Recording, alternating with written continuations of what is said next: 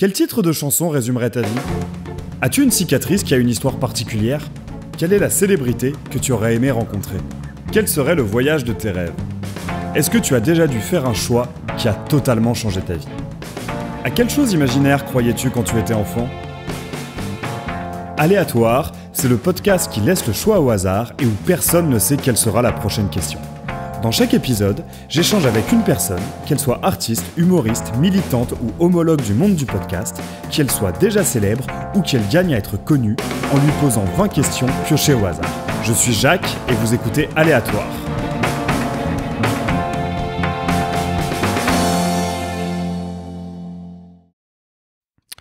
Alors, petit message avant que l'épisode ne commence, parce que cet épisode va sortir le 25 février 2023, et le premier épisode, en compagnie de Chris, a.k.a. Cecilia da Colonia, donc l'épisode qui s'appelait « C'est deep tes questions », est sorti le 26 février 2022, et donc c'est l'épisode des 1 an, en quelque sorte, et alors c'était pas prévu à la base, mais j'avais envie, en fait, de célébrer ces 1 an avec cet épisode avec Camille Regache.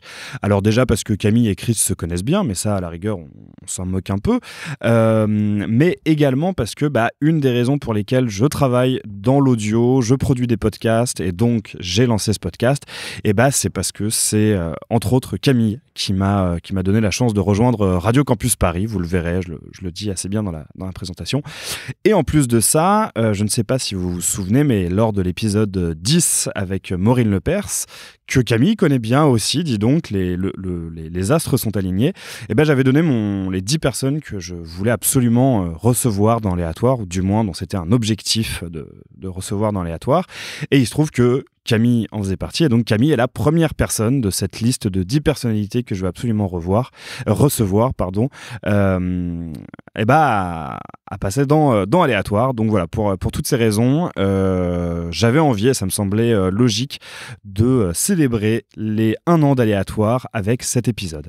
Comme c'est les 1 an, j'en profite aussi pour vous remercier toutes et tous de suivre Aléatoire, d'écouter Aléatoire, de me faire vos retours, que vous ayez découvert au moment de la sortie parce qu'on se connaît, ou par la suite, que vous suiviez depuis quelques épisodes. Merci vraiment à toutes et tous.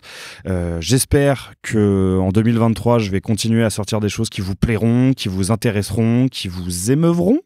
Bref, que vous serez émus, que vous rigolerez et que vous réfléchirez grâce à Aléatoire en 2023. Et je vous souhaite un bon épisode. On est parti. Bonjour et bonsoir, parce qu'il fait déjà nuit à toutes et à tous, chers auditeurs et auditrices d'Aléatoire. Je suis très content de vous retrouver, peut-être même plus content que d'habitude, parce que la personne que je reçois aujourd'hui, qui est déjà en train de se marrer face à moi, mais globalement, sans cette personne, Aléatoire n'existerait pas. On va être très clair et net. Alors pourquoi sans cette personne Aléatoire n'existerait pas ?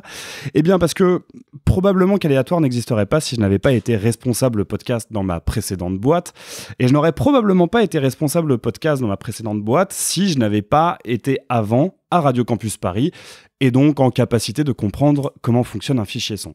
Et je n'aurais probablement pas été à Radio Campus Paris si cette personne ne s'était pas dit « Bon, il fait un peu de mansplaining le gars, mais j'ai tendance à penser que c'est plus parce qu'il est mal à l'aise que parce que c'est un gros con de mascu.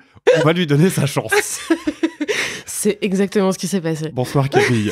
Bonsoir Jacques. Je suis très très très heureux de te recevoir dans Aléatoire. En plus, comme je l'ai déjà dit, tu fais partie des 10 personnes que je voulais absolument avoir dans le podcast.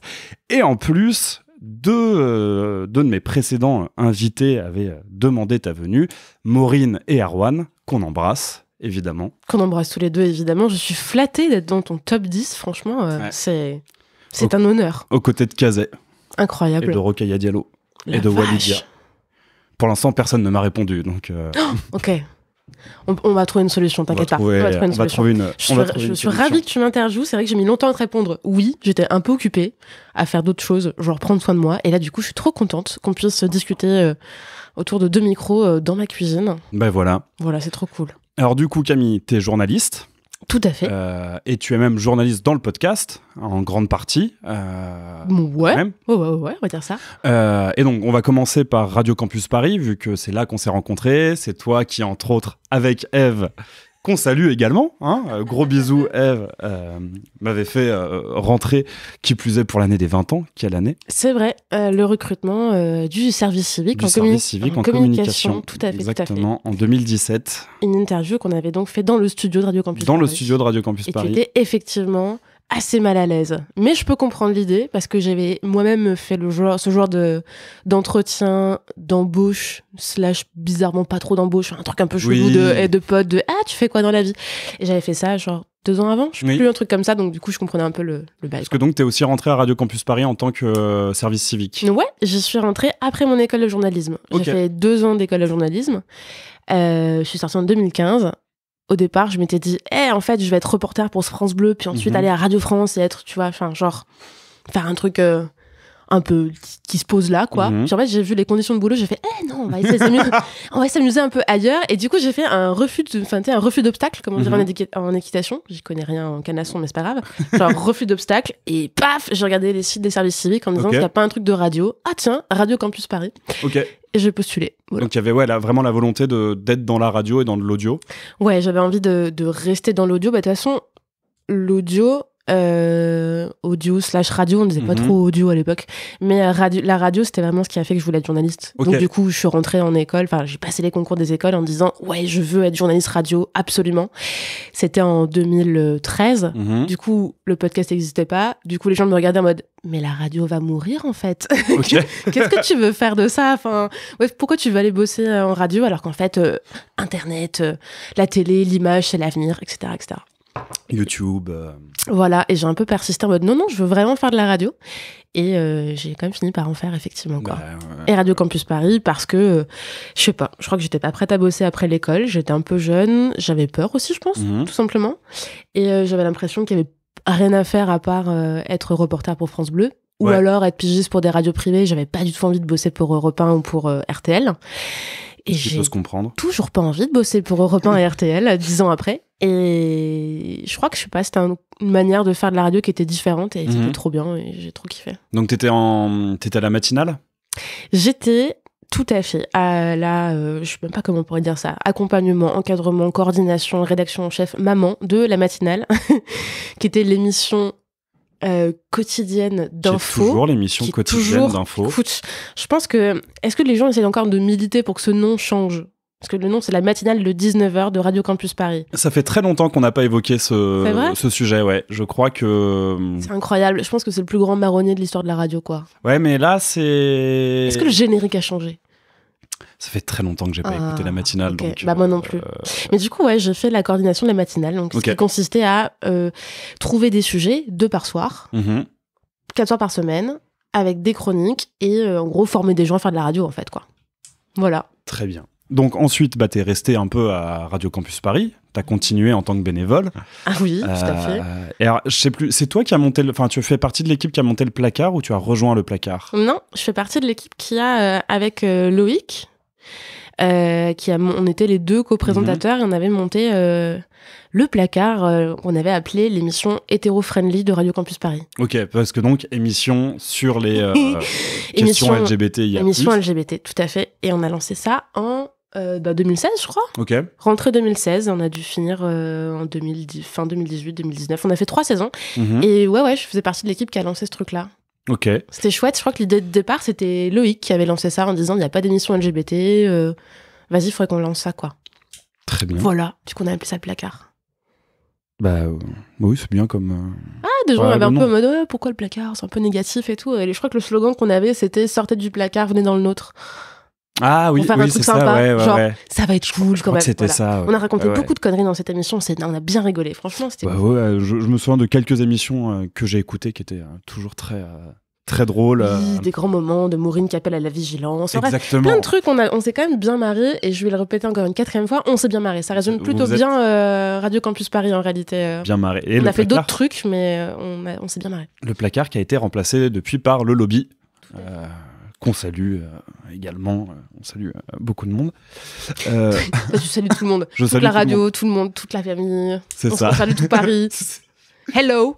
L'idée, c'est Planète Rap à Skyrock. Voilà, tu dédicaces absolument tout le monde. Putain, les gens qui... Je me mets pas la barre comme ça, mais je vais pas aligner 3 mots en rap, on va être foutu.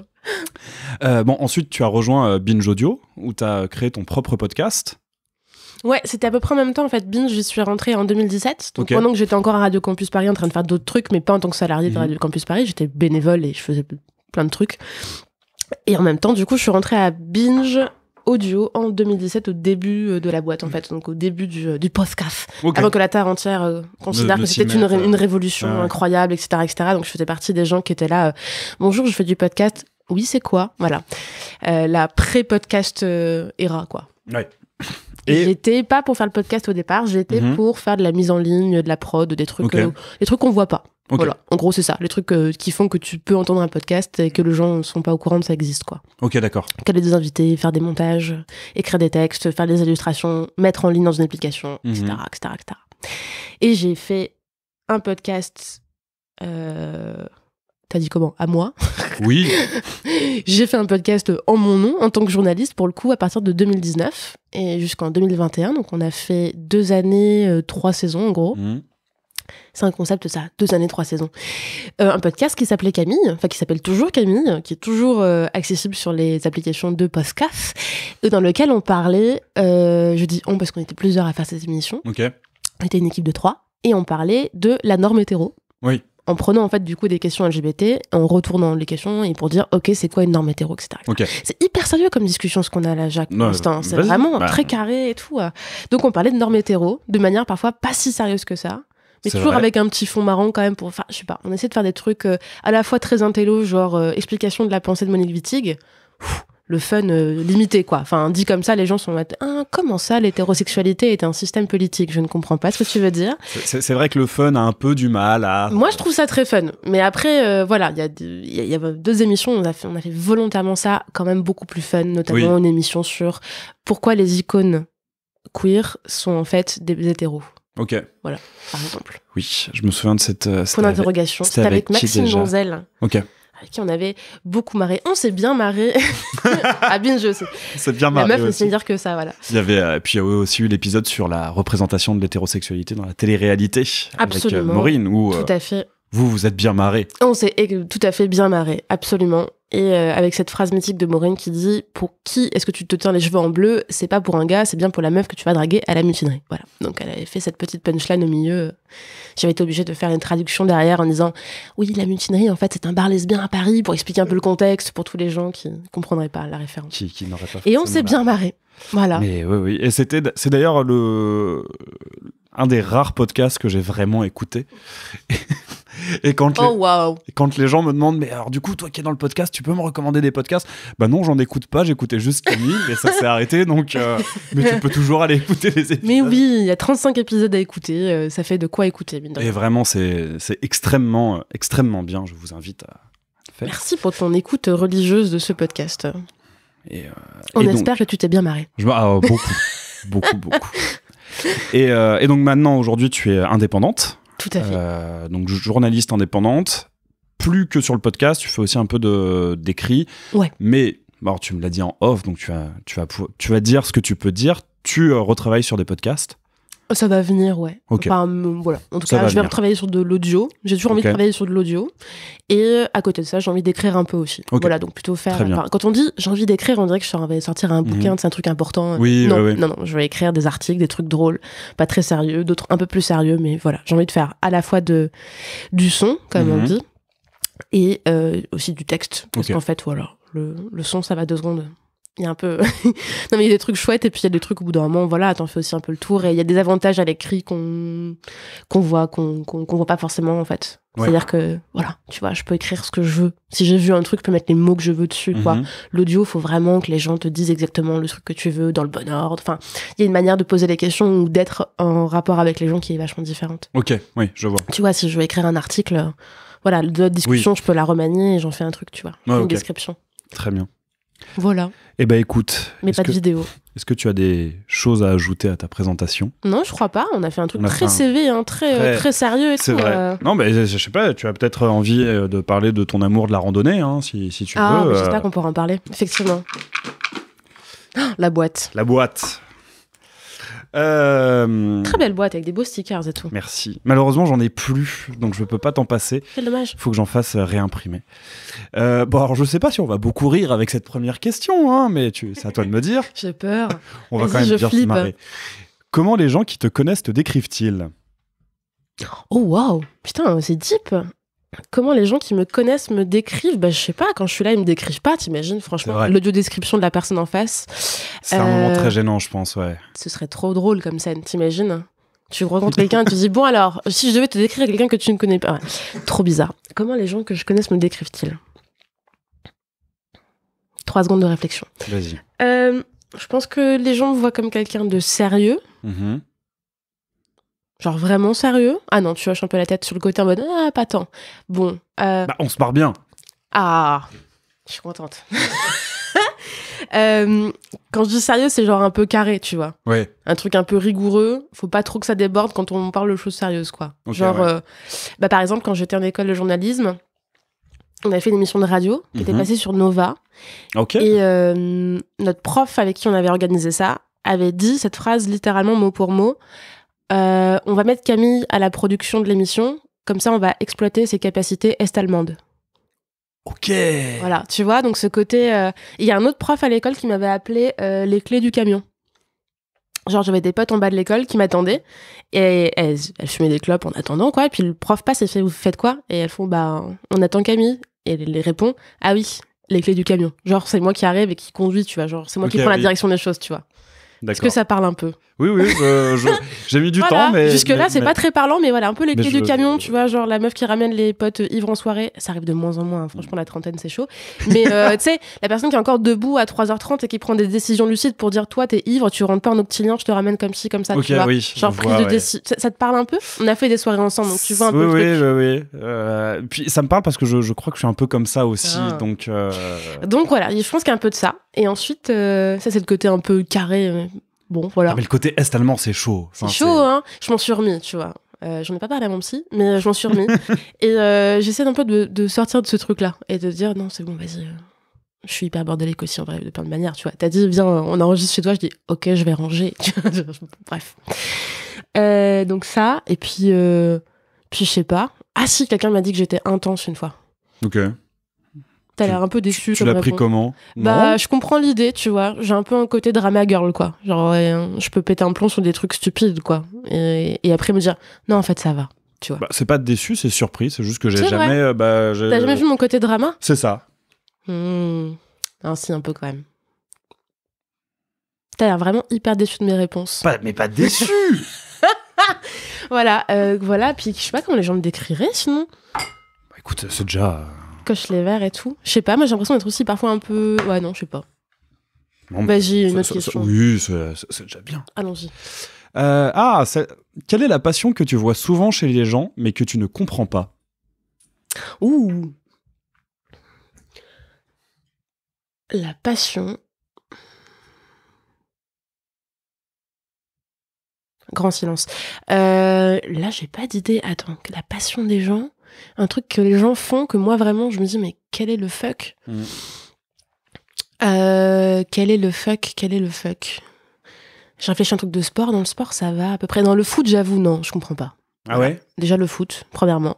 Non, vraiment l'intérêt de courir avec une balle dans les pieds, vraiment ça m'a jamais effleuré l'esprit. Peut-être parce que je suis juste très très nulle et jamais à droite avec des balles. Mais non, le foot je comprends pas. Mais genre tu comprendrais plus le basket que le foot ?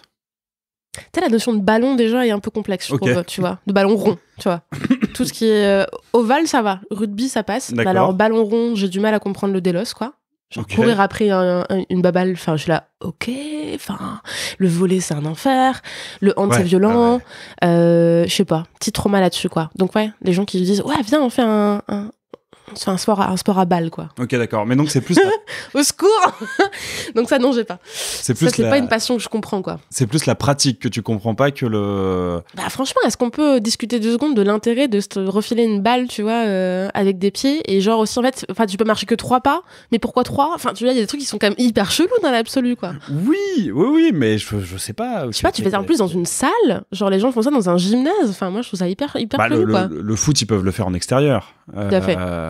Je sais pas, c'est se retrouver avec des amis, c'est... Je sais pas, quand je me retrouve avec des amis, je discute, tu vois, on déconne, on fait des vannes, on s'envoie pas des balles.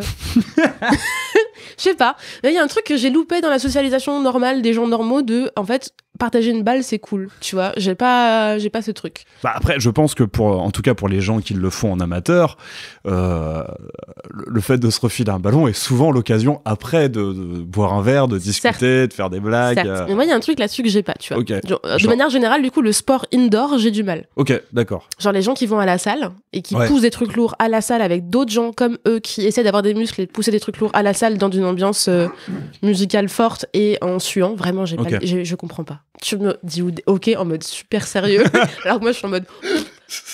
Non mais si, tu vois, mais quel est l'intérêt de la salle ? Genre les gens qui font les trucs, tu sais, les challenges où ils montent des marches infinies dans la salle, ou qui courent sur un tapis roulant. Tu m'y verras jamais. Hein, moi je comprends pas, tu vois. Très clairement, tu m'y verras tapis jamais, roulant, mais c'est vrai moi, que... c'est vraiment le supermarché, tu vois. Quel intérêt, quoi.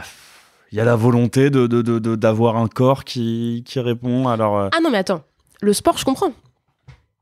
Mais alors, si t'enlèves le sport indoor, t'enlèves quand même, à l'heure actuelle, beaucoup de la pratique du sport. Je sais pas, tu penses à quoi ? À la salle. Bah oui, mais la salle. Au badminton, au volley, au... Ça, pourquoi le badminton, ça me va ? Je sais pas, il y a un truc poétique, joli, un truc qui vole comme ça, là, c'est mimi. C'est ça. Et puis, c'est aussi parce que le badminton, on est beaucoup à l'avoir pratiqué dans des jardins ou dans des parcs l'été quand on s'est retrouvé avec des copains. Ouais. C'est possible. Bon, dans tous les cas, voilà, il y a un truc de pratique de sport indoor que je comprends pas. Mais tu vois, après, quand tu vois les gens courir comme des connards dans Paris, c'est pareil. Hein. Je m'inclus dedans. Voilà, à vous qui écoutez, je cours dans Paris. Je cours. Je suis le hamster début de Chaumont qui tourne sans fin, voilà, dans le parc. Donc, Ouais, mais tu vois, pareil, tu le fais dans les buts de Chaumont, donc le cadre est agréable, le cadre est joli. Ouais, ça se discute, mais oui, mais c'est pour ça. Voilà, entre les buts de Chaumont, on courir sur un tapis roulant. Mais pourquoi, tu vois ? Genre pourquoi ? Il y a des jours où il neige. Et je pense que... Ouais, mais moi, quand il neige, je suis une enfant et j'adore ça. Oui. Ah, donc tu t'aimes courir dans la neige ? Alors, la dernière fois que j'ai couru sous la neige, c'était après m'être pris une cuite à la Suze. Et du coup, en fait, j'étais là, il neige, trop bien, je vais courir. Et en fait, la Suze m'a rattrapée, je suis rentrée. D'accord. Je vais résumer poliment cette sortie comme ça. Très bien. C'est à peu près il y a 1 an. Il prend une autre question, il veut pas savoir la suite de la Suze. Non, je me pose beaucoup de questions de comment est-ce qu'on peut se bourrer la gueule à la Suze. Ah, j'adore. C'est trop bien. Pas trop ça. Non, j'aime beaucoup. Tu vois, un autre truc que je comprends pas, le Malibu, voilà. C'est pas une passion des gens, mais tu vois, il y a des trucs comme ça que tu comprends pas. Oui, puis c'est large comme question, passion. Toi, comme moi, ça fait bien une quinzaine d'années qu'on n'a pas croisé des gens en train de boire du Malibu. Ah bah si. C'est le truc que t'achètes à 14-15 ans, non ? Non, je crois qu'il y a des vieux qui en boivent aussi. Avec tout le respect que j'ai pour les vieux. Oui, éventuellement, t'as peut-être ta grand-mère ou ton grand-père qui ont une bouteille dans leur... Je sais pas, chez moi, on boit de la chartreuse. Bon, bref, c'est une autre question. Parce que tu viens d'une vraie région, voilà. Me lance pas là-dedans. Vraie région, fausse région, on va se faire détester des gens. C'est impossible. On peut pas faire ça. Non, mais comme tu le sais, je suis à moitié originaire j'ai à moitié des origines de cette région. Donc forcément, je suis un peu... si tu ne devais garder qu'un seul sens, donc le toucher, la vue, l'odorat, l'ouïe ou le goût, lequel serait-ce ? Alors déjà, pas l'odorat, c'est sûr, parce que j'ai pas d'odorat. Donc, et puis en règle générale, l'odorat chez l'espèce humaine est complètement éclaté. Ouais, mais il y a des gens qui ont vraiment un nez pour de vrai. Genre, j'ai un pote, il adore ça. Enfin, il adore analyser les choses par l'odeur et tout. Enfin, il est incroyable. Il se passionne pour la parfumerie, c'est pas son métier, hein. Mais il connaît plein de trucs. Et du coup, il a plein de théories sur plein de choses qui sont liées à l'odorat que je trouve trop stylé. La dernière fois qu'on s'est vu, la semaine dernière, il était en mode oui, mais regarde, les parfumeries, en fait, tous les gens qui ont créé des parfums, en fait, se sont toujours basés sur des conceptions queer des choses pour faire progresser ce que c'était que la parfumerie. Okay. Bref, trop passionnant. Donc moi je suis pas comme ça, j'avoue, je sens mais rien, et depuis que je suis enfant. Bon, c'est une réponse facile, je veux dire Louis. Un seul, t'en gardes qu'un seul. Un seul. Ah, c'est chaud. Ok, bah pas Louis alors. Si c'est vraiment un seul, ce sera la vue. Ok. Et uniquement parce que c'est ce qui me permettrait de continuer à faire du sport en extérieur. Comme ça, on lit les questions. Ok. Tu vois, sans vue, tu peux pas vraiment faire du sport en extérieur, quoi. Bah, y a des gens qui le font avec en extérieur, tu vas faire des randos, un accompagnateur, quoi. Ouais. Du coup, c'est cool, mais tu vois, je pense que je garderai la vue. C'est plus facile pour communiquer aussi en langue des signes. Ouais. Même si, après, si je devais choisir, genre, quel est ton sens préféré, c'est plutôt Louis. Plutôt Louis, ouais. Ok. Voilà. C'est très sérieux encore comme réponse. Oh, mais...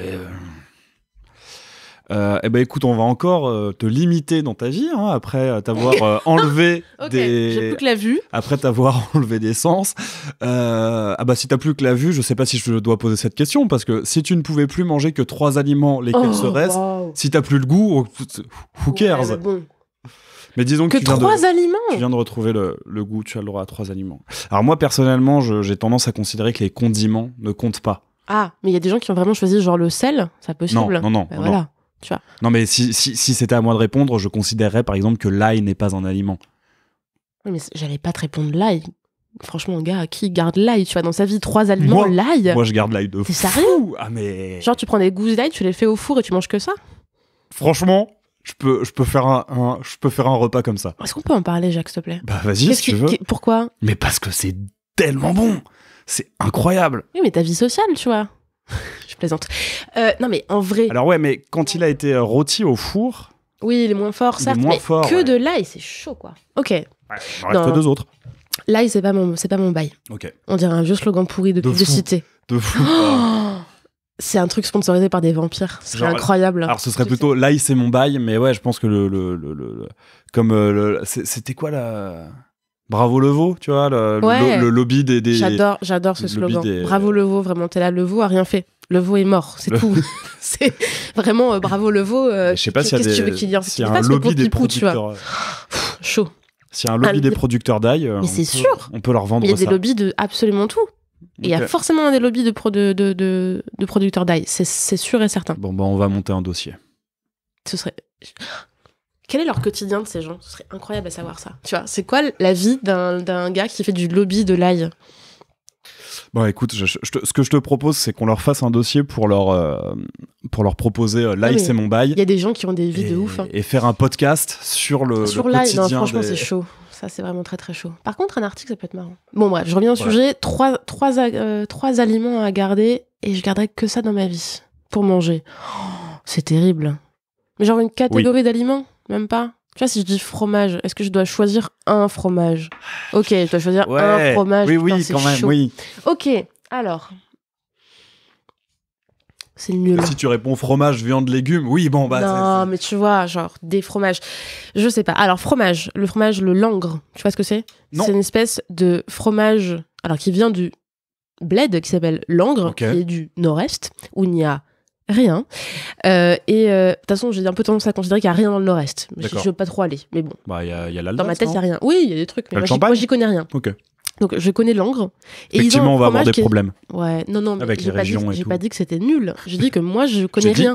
Non, t'as dit il y a rien. Okay. J'ai dit il y a rien. Alors, je vais amender ce que j'ai dit. Dans mon cerveau, dans la représentation géographique des éléments qui me sont connus, il n'y a rien. D'accord. Genre, littéralement, il y a un grand vide. Très bien. Je suis passée à Langres et rien à voir, j'ai mangé du Langres, pas à Langres, peu importe. Et le Langres, c'est vachement bon. Okay. Et c'est un fromage, un petit fromage, qui est... je suis nulle en description. Il faudrait appeler François-Régis Gaudry. Un petit fromage avec une croûte orangée. Ok. Qui est à la fois coulant et un peu dur à l'intérieur. Et qui est un petit peu modelé comme une petite motte.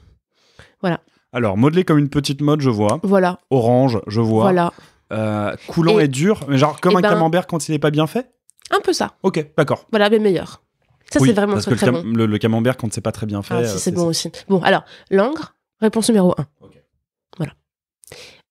Et j'invite du coup les gens du Nord-Est à m'inviter plutôt que dire que je raconte de la merde sur le Nord-Est. Je ne connais pas le Nord-Est.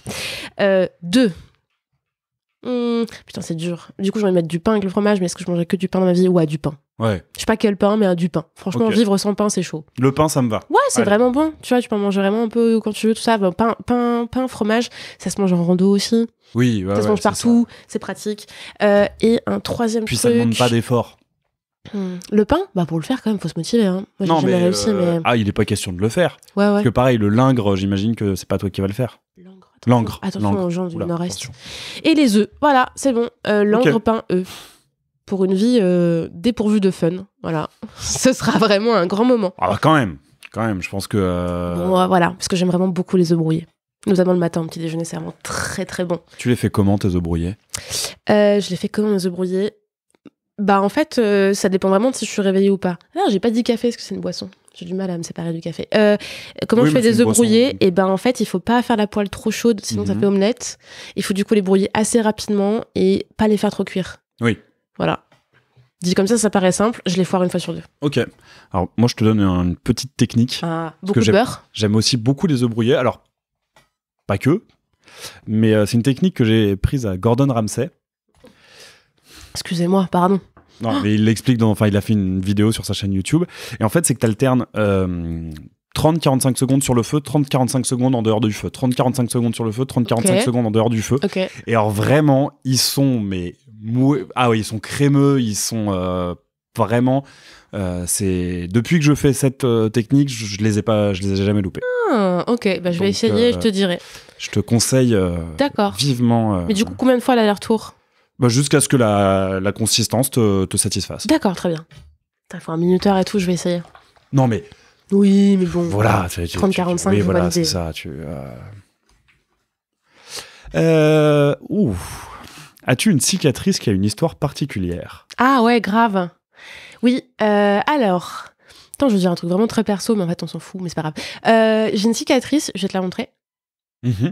Alors là, ce que je viens de faire pour les gens qui écoutent... Absolument pas mais c'était radiophonique, mais c'était volontaire, voilà. J'inclus les gens autour de la table. Vous êtes avec nous autour de la table. D'ailleurs, la table, on va vous la décrire, c'est une table en formica. On a une petite lampe à côté au-dessus. Très vintage. Très vintage, tout à fait. Tu l'as trouvée où ?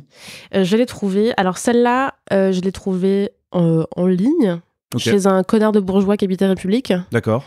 Voilà.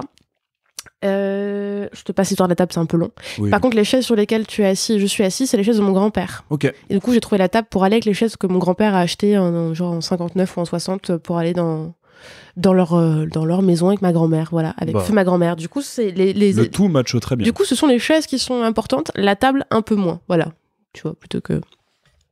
Et donc, du coup, oui, ces cicatrices, c'est bien qu'on parle de mes grands-parents, parce que la cicatrice que je viens de te montrer, en fait, elle est située dans le pli qu'il y a entre ma lèvre inférieure et le haut de mon menton. On a tous un petit pli là, comme ça, donc je fais la description pour les gens qui écoutent.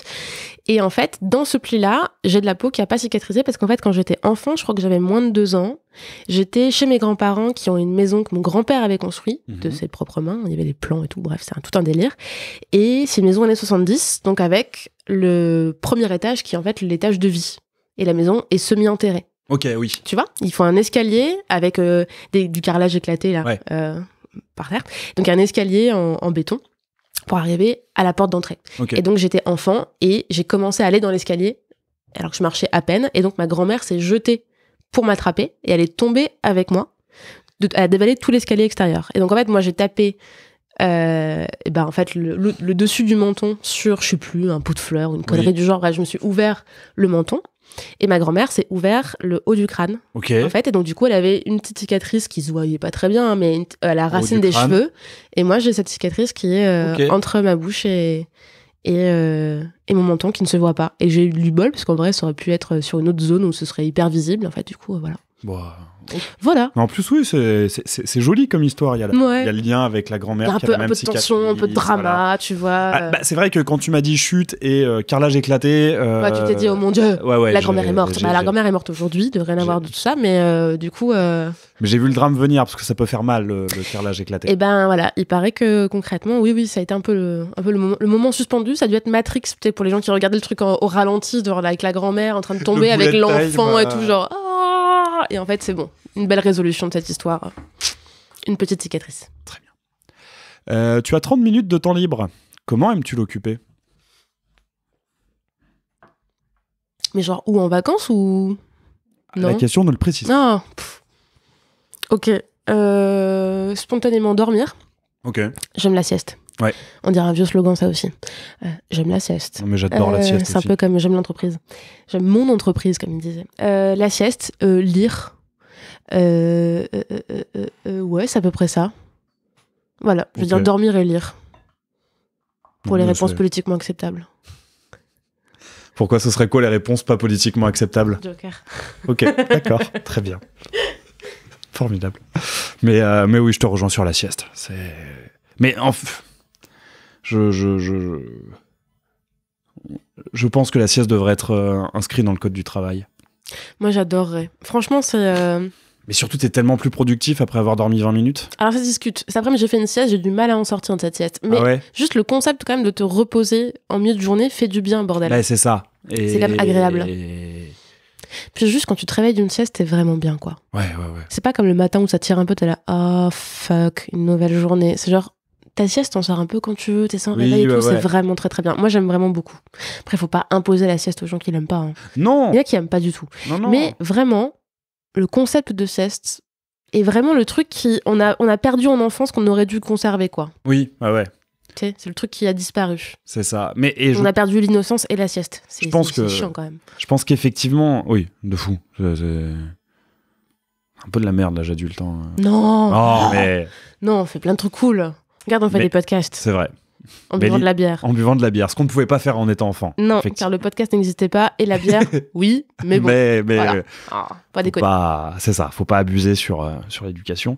Mais alors je pense qu'effectivement des gens qui n'aiment pas la sieste, mais je pense qu'il y a beaucoup de gens qui pensent qu'ils n'aiment pas la sieste parce qu'ils n'en ont pas refait depuis l'enfance. Ah, je sais pas. Moi, je pense à des potes qui vraiment sont en mode si je fais ça, ça me flingue la journée, je peux les comprendre. Bon, voilà. Donc, ouais. Et lire, ouais, j'aime beaucoup lire. Ok. Ça fait très réponse de CSP+. J'adore les livres. Hein. Mais non, j'aime bien lire. Et tu lis plutôt quoi? Je lis plutôt quoi? Je lis attention, réponse au CSP+, des essais. Hein. Non, j'aime bien les BD et j'en lis trop peu parce qu'en fait, ça coûte très cher. Je vais pas à la bibliothèque parce qu'en fait, si je vais à la bibliothèque, je rends pas les livres. Et donc après, en fait, je dois les payer. Ça coûte trop cher. Ah putain, on parle pas. Vraiment, je vais être interdite de toutes les bibliothèques de France. Donc du coup, j'y vais plus, tu vois. Là, vraiment... c'est pas possible. D'accord. J'ai refait une tentative, je sais plus, il y a 2 ans, tu vois, en mode, je vais dans une bibliothèque avec une carte, j'emprunte, je vais rendre les livres, quoi. Loupé. Ok. Ils sont encore là. Ah oui. Je les ai remboursés à la bibliothèque de Paris, tu vois, mais genre, oui, ils sont encore là, ouais. D'accord. Parce que c'était plus simple de les rembourser. Parce que, oh là, attends, mais... Non, c'était pas plus simple, mais... c'était... Tu t'y étais attaché? Non, je suis juste pas retournée, tu vois. Ok. Voilà. Et donc, ils t'ont envoyé une amende via mail Bah ouais. Ok, d'accord. Et je l'ai réglé, tu vois, dûment, quoi. Et donc, du coup, j'ai décidé d'aller arrêter d'emprunter des bouquins, parce qu'après, je les rends pas. Effectivement. Voilà, donc du coup, je lis pas assez de BD. Mais du coup, voilà, bref. Mais oui, c'est vrai que je me souviens que c'était... J'ai toujours été comme ça, les bibliothèques, ça a toujours été un enfer. J'ai toujours ramené en retard, tout le temps. Ouais. Moi, j'ai jamais ramené en retard, mais c'est parce que la dernière fois que j'y suis allé, c'était encore ma mère qui m'y emmenait. Et ma mère étant une énorme consommatrice de livres, elle y allait vraiment toutes les 2 semaines. Donc, ouais, mais quand c'était ma mère aussi qui m'emmenait à la bibliothèque, bien sûr que je l'ai ramené à l'heure. Elle était là, Camille, ramène-le. T'es là, oui, bien sûr. J'aimais bien le sac qu'on avait pour la bibliothèque, il était chouette. C'était un sac vert. Il y avait un sac spécial? Il y avait un sac spécial bibliothèque, ouais. Ok. Avec les cartes qui étaient mises à l'avant sur une petite pochette et tout, il était super. Ouais, il était bien ce sac. Il était organisé, ouais. Mais ouais, je me souviens, parce qu'on ne l'a pas dit, mais j'ai été ton cat-sitter aussi. Tout à fait. Et c'est donc chez toi que j'ai découvert Fab Caro. C'est vrai. Eh oui. Ah, c'est marrant. C'est vrai que j'en ai. Plus ou moins. J'ai des Fab Caro parce qu'on me les offre. C'est vraiment le cadeau facile des gens. Tu sens, ils sont en mode oui, qu'est-ce que. Allez, un Fab Caro. En même temps, ça plaît. Enfin, c'est ça. Ça fait plaisir, c'est drôle. Du coup, je me permets une recommandation. Si vous avez envie d'offrir des bouquins à des gens et vous hésitez un peu sur quel bouquin offrir, sur les goûts, etc., plutôt qu'un Fab Caro, parce que bon, Fab Caro a sorti 1 milliard de BD et je pense que c'est bon, il a une maison secondaire en Normandie. On peut offrir Coco n'aime pas le capitalisme. Ok. Qui est une BD faite par le compte Insta de l'auteur s'appelle tiens.bd et c'est excellent. Ok. Voilà. Bah, écoute. Je vais rester sur cette recommandation très simple. Très bien. C'est excellent. J'irai voir ça. Et pour tous vos potes gauchistes anarchistes, c'est extrêmement drôle. Bon, et puis même vos potes droitardés. En même temps, si vous avez des potes droitardés... Je sais pas si les gens de droite rigolent, mais si vous arrivez à faire rire des gens de droite avec Coco n'aime pas le capitalisme, il faut le dire, parce que vraiment, c'est un bel exploit. Bravo. Alors, qui pourrait, à tes yeux, t'incarner au cinéma? Oh, la question mégalo. Oui. C'est ouf. Tiens, réponds en premier, toi. Alors, j'aime bien blaguer en disant Morgan Freeman. Oui, je vois. Parce que super voix. Effectivement. Et sinon, sérieusement, je vois. C'est vrai que j'y ai jamais trop réfléchi parce que des acteurs qui me ressemblent un petit peu. Arrête, à la question dans la boîte, t'as forcément réfléchi à cette réponse. Mais parce que à chaque fois je répondais Morgan Freeman et je m'en sortais comme ça. Trop facile. Qui pourrait m'incarner au cinéma ? Tiens, vas-y. Si on part sur quelqu'un qui me ressemble pas du tout, mais on s'en fout parce que c'est du cinéma. Donc c'est une adaptation, donc on fait ce qu'on veut. J'aimerais bien Paul Diano ou Paul Dano, je sais pas comment on prononce. Ouais. Paul Dano, oui. De Little Miss Sunshine et ouais. Ah, c'est marrant que tu mentionnes Little Miss Sunshine. J'ai vu passer un extrait du film aujourd'hui sur Twitter. Oui, j'ai vu le même passer. Je pense que c'est pour ça que je pense à Paul Dano là maintenant. Ah. Putain, c'est dur quand même. En plus, mon film préféré avec lui, c'est Swiss Army Man. Ah, j'ai pas vu. Incroyable. Daniel Radcliffe qui pète quand il devient qui devient hors de bord quand il pète. C'est génial. Oh wow. C'est OK. Je note pour la suite. C'est par les réalisateurs de Everything Everywhere All at Once et c'est mieux que Everything Everywhere All at Once. Je l'ai pas encore vu. Faut que je le regarde. Je viens de le télécharger en WeTransfer envoyé par une pote. Qui pour m'incarner au cinéma, on m'a dit que je ressemblais à Cécile de France. Je suis pas sûre de cette ressemblance quand même. Non. Voilà. Non, je rejoins pas. J'aime beaucoup Cécile de France. Mais je l'aime bien. Donc j'ai pensé à ça spontanément. Puis en plus, j'ai vu La Belle Saison il y a pas longtemps, qui est un film de Catherine Corsini. Et vraiment très chouette film. Okay. Vraiment, je recommande. Un mélo lesbien très chouette. Ok. Tu me feras un WeTransfer ? Non, je l'ai vu en ligne. D'accord.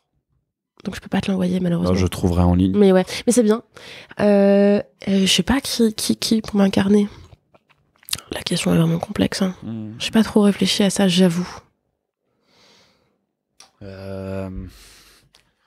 J'essaye de les trouver aussi, mais... Pour qu'il y ait une ressemblance physique ? Ouais, non, moi j'ai répondu en dehors d'une... Oui, c'est vrai. Et vraiment, je sais pas. Mon seul souhait, ce serait que ce soit pas...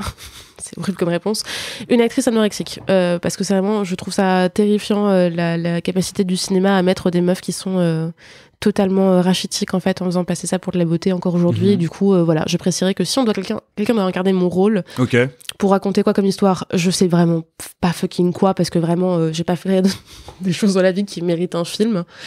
À part, allez, raconter l'histoire de Radio Campus Paris en film, ce serait beaucoup plus drôle. Et s'il vous plaît, voilà, une actrice qui soit pas en taille 32, ce serait sympa. Ok. Parce que oui, c'est vrai que la question dit qui pourrait à tes yeux t'incarner au cinéma, mais ça précise pas si le film est sur toi en fait. Bah ouais. Donc ça pourrait être un film sur l'histoire de Radio Campus Paris, effectivement. Ce serait drôle. Et du coup, dans ce cas-là, ouais, pas. Voilà, c'était la réponse politiquement un peu chiante, mais sincère, genre. Mettez des meufs qui font pas du 32 au cinéma, s'il vous plaît. Voilà. Très bien. Ouais, donc pas à qui je... Oh non, on va... Non, on va pas du name and shame. L'anorexie, c'est une maladie, hein, c'est pas la question. Mais est-ce qu'on est sûr qu'elles sont anorexiques ? Écoute, bon, on va pas me lancer là-dessus. Oui, mais on en parlera. dans tous les cas, voilà quoi. Et si possible, une meuf lesbienne, comme ça, ce sera drôle. Quand même, d'avoir aussi un petit peu d'autres représentations, tu vois, que voilà. Franchement, ce serait chiant d'être représenté par une hétéra. Je comprends. Voilà. Quand as-tu pleuré pour la dernière fois ?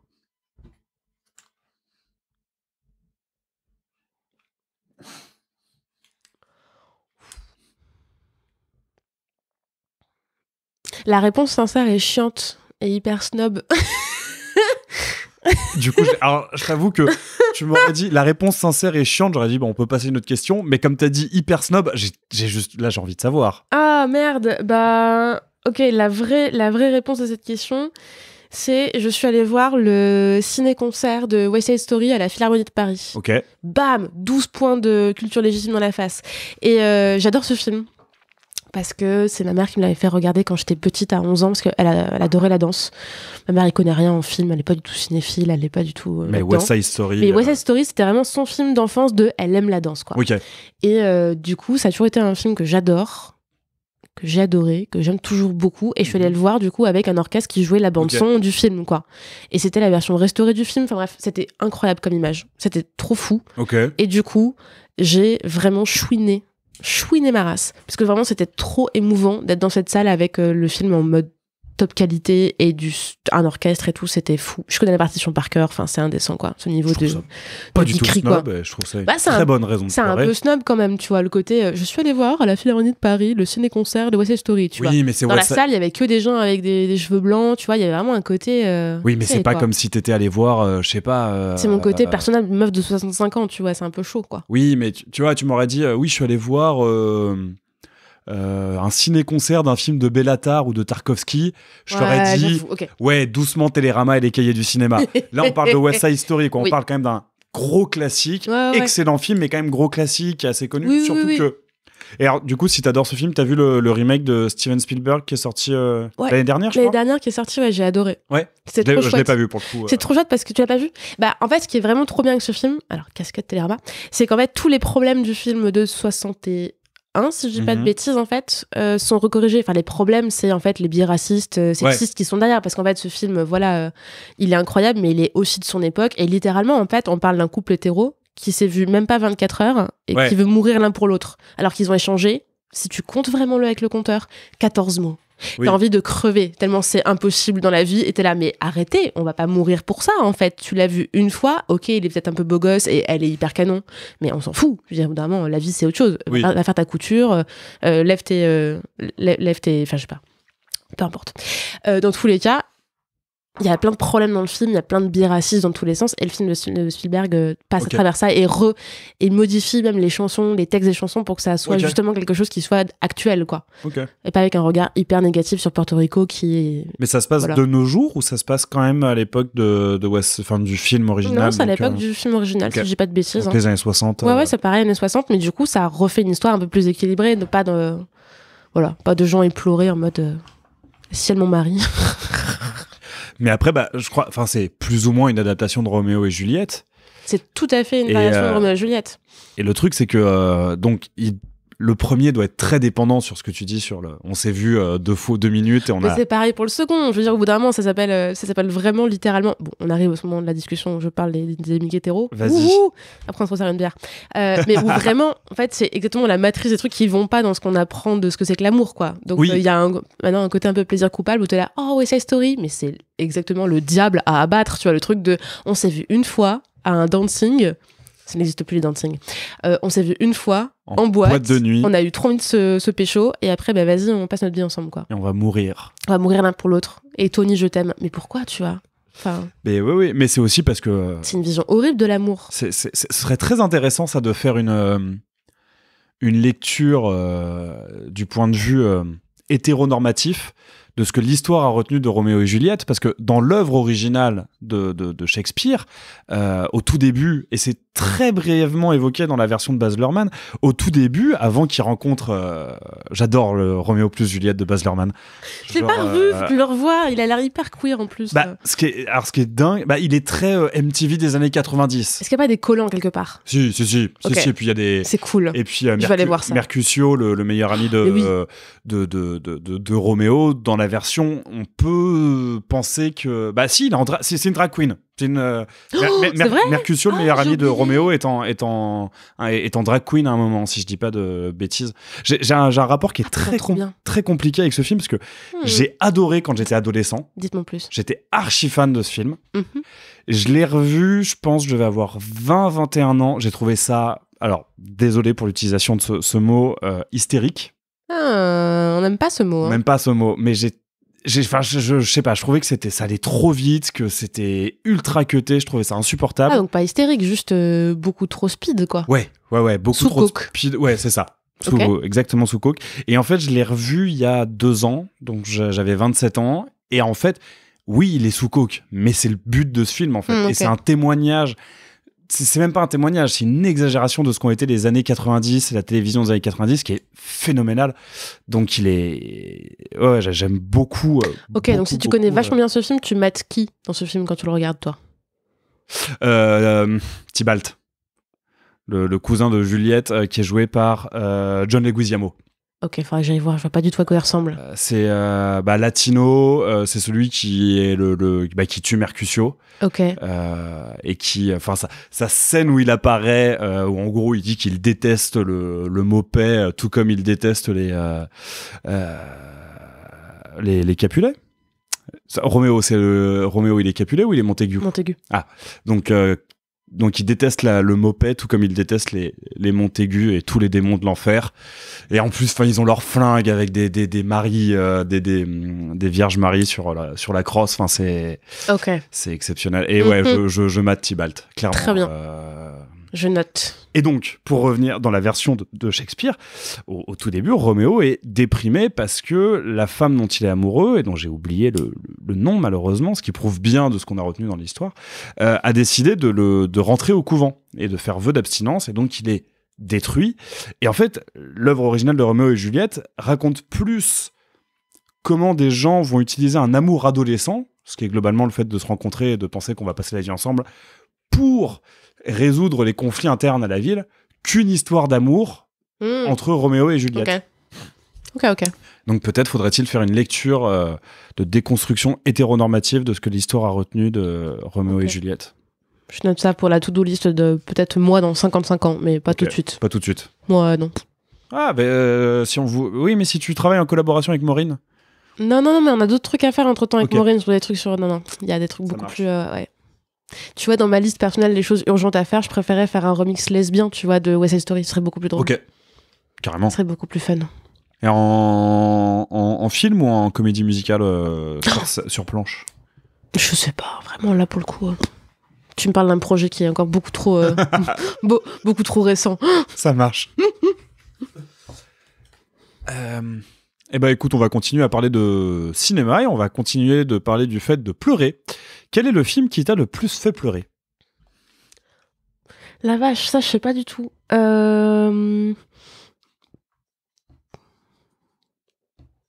Vraiment?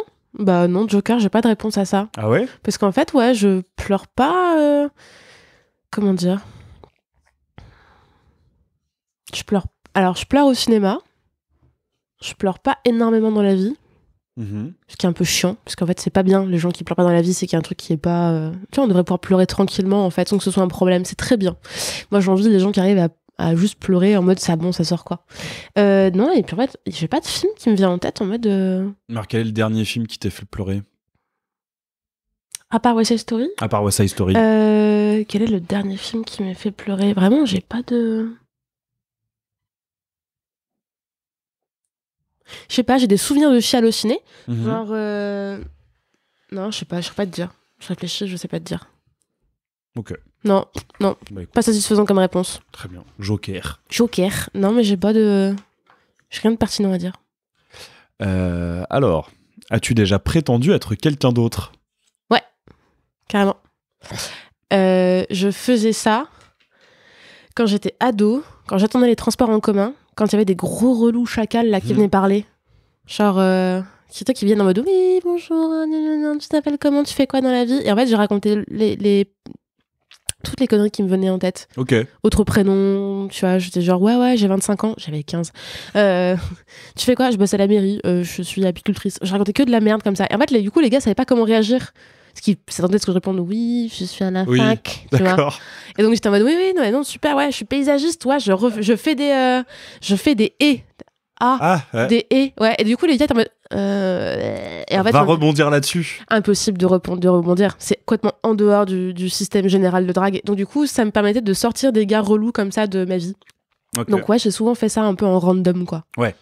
Mais voilà. Oui, du coup, tu faisais ça un peu, on va dire, c'était un mécanisme de protection. Ah bah oui, quand t'as 15 piges et que tu viens de te faire draguer par des gros sales. Non, mais évidemment. Ah, t'es plutôt sur un truc de rendre ça fun aussi. Tu sais, plutôt que vas-y, lâche-moi, tu vois, genre, tu sais, de dire, tu veux jouer, on va jouer. Genre vraiment. Je vois, ouais. Après, tu fais pas ça avec tout le monde, tu vois, la catégorie de relou. J'ai toute une typologie des relous, tout ça. Mais la catégorie relou, pas dangereux, tu peux faire ça. Ouais. Tu peux leur raconter de la merde, ils sont en mode. Freeze system, voilà, erreur 404, qu'est-ce qu'on fait, c'est quoi la suite, tu vois, un peu comme une IA, tu vois, ils ont 4 sorties possibles et donc du coup quand tu fais la 5e qui ressemble à que dalle, ils savent pas quoi faire. Très bien. Donc j'ai fait ça, mais j'ai pas vraiment fait une espèce d'usurpation d'identité genre tu vois, j'ai même pas d'alias en ligne, j'ai pas tellement de j'ai pas eu vraiment de blog quand j'étais ado, enfin vraiment j'étais pas faire une double vie, un truc drôle comme ça, j'ai jamais fait. T'as pas été sur Abo ou Non, mais en vrai, ça aurait été drôle de faire une espèce de personnage d'alias qui n'a rien à voir avec moi. Mais non, j'ai pas fait. Est-ce que j'ai fait d'autres trucs? Je réfléchis, mais non, je crois pas. Alors, t'est-il déjà arrivé un événement que tu estimais mauvais au début et qui est devenu positif? C'est deep comme question. Oui, mais je vais pas pouvoir appeler cet épisode comme ça parce que c'était déjà le nom de l'épisode avec Chris. On salue d'ailleurs, on l'a pas encore salué. Oh. Est-ce qu'il m'est déjà arrivé quelque chose qui a l'air négatif, oui, et en fait c'était une bonne chose? Il faudrait que tu coupes les silences comme ça, hein, mais... Alors attends, je vais réfléchir. Alors, en ce qui concerne les silences comme ça, bon, maintenant, tu les laisses, ouais. Je les laisse parce que je me rends compte qu'il y a que la personne qui a été interrogée, la personne qui monte l'épisode qui les entend. Les trucs qui me sont arrivés qui étaient nazes et qui en fait c'était plutôt une bonne chose. La réponse classique serait de dire une rupture. Je me suis fait larguer, c'était plutôt une bonne chose. Même si sur le coup je l'ai pas vécu comme ça. Mais rétrospectivement, c'était vraiment une très très bonne chose. Oui. Voilà. Mais c'est un peu classique comme réponse. Et je pense que je souhaite à tout le monde de finir par avoir cette réponse-là quand tu te fais larguer. Tu vois, c'est plutôt la résolution correcte d'une rupture du fait de se faire larguer. Tu vois. Si tu dis finalement c'était vraiment bien de me faire larguer, c'est que t'as vraiment résolu le truc. Tu vois. Ouais. Donc je pense que c'est un peu une réponse classique. Mais du coup, voilà, j'ai ça. Quoi d'autre? Un truc qui avait l'air naze et en fait finalement c'était plutôt une bonne chose. Alors, je vais dire un truc un peu nul, mais j'ai peu de choses qui sont vraiment nazes qui me sont arrivées dans la vie. Tant mieux. Donc, en fait, c'est pas mal, tu vois. J'ai quand même le privilège de pouvoir dire j'ai eu peu de merde dans la vie. Et jusque-là, je touche du bois. J'ai pas de bois, là, c'est du bois. Pour que ça continue. J'ai pas eu trop d'emmerdes, je me suis pas fait trop emmerder. Enfin, dans la mesure du raisonnable, quoi. J'ai pas eu de gros drames, j'ai pas eu de problèmes de santé. Je suis pas fâchée avec de la famille. Je sais pas quoi répondre à ta question. Bon. On souhaite que ça continue. Ouais. Ah. Je réfléchis, j'arrive pas à trouver de réponse. Enfin, la seule réponse drôle que je vois, c'est que je suis tombée amoureuse d'un gars récemment et que du coup, ça avait l'air d'être une très mauvaise idée au départ. En fait, c'était une très bonne idée. C'est le seul truc drôle qui me vient en tête. Vas-y, bah écoute. Franchement, c'est ça, hein. C'est la seule réponse possible. Bah écoute. 10 ans à sortir avec des meufs et puis en fait, je suis tombée amoureuse d'un gars. Du coup, très bien. Au départ, tu te dis what the fuck, et en fait, du coup, c'est vraiment cool. Voilà, ce serait ma réponse. C'est qu'il doit vraiment être très très bien. Bon, en tout cas, moi je le suis. Il te convient très très bien. On le salue. Si tu pouvais revivre un jour en particulier, lequel serait-ce? Un jour? Un seul? Oh. Oui, c'est ce qu'indique la question. Vas-y, réponds d'abord. Moi, un jour en particulier...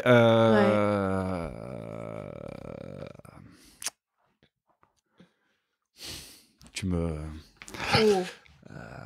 Tu vois, hein? Ouais, non, pas simple, hein? Pas simple. Je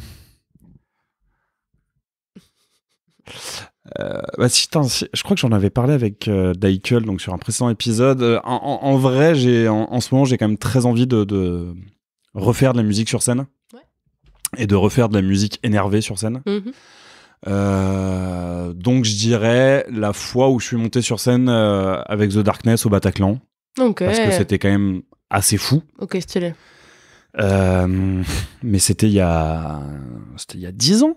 Ouais, c'était il y a 10... Putain, ça va faire 10 ans en mars. J'avais 19 ans, j'étais un bébé. Insérer ici les phrases. Oh, on est vieux. Oh là là, une décennie. Dieu. Oh, tiens, pour rien, vas-y, on sort de la bière pour la Allez, paf, un peu de bière.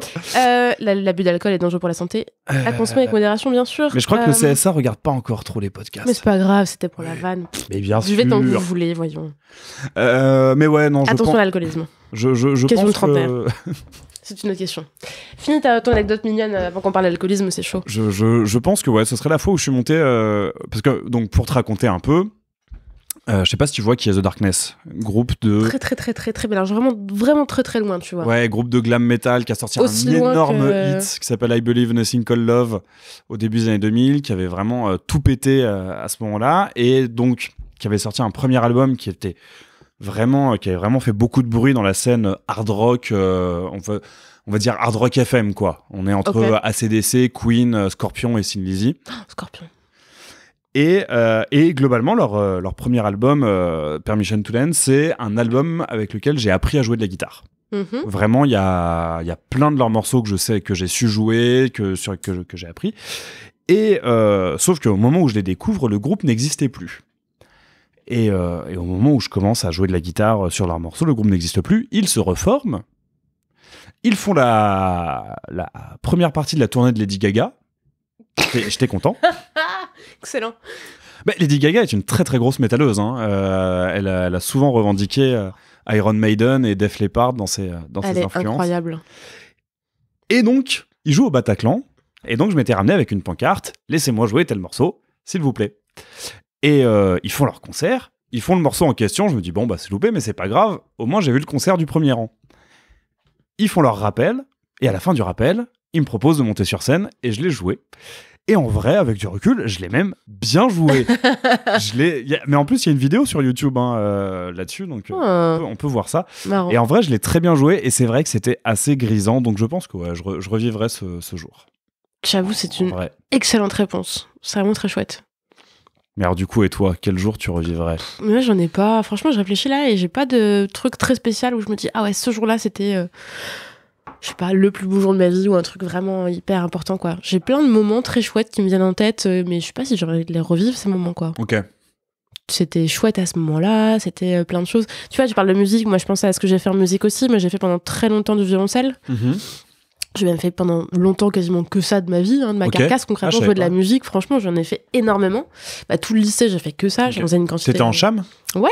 Ok. Cham, classe savoir aménager musique pour les gens qui nous écoutent. C'est vrai que je dis... oui, t'es en cham, vas-y. Je lâche le terme comme si tout le monde savait ce que c'était. Donc j'étais en cham au conservatoire à Grenoble et j'ai fait vraiment beaucoup de musique, quoi.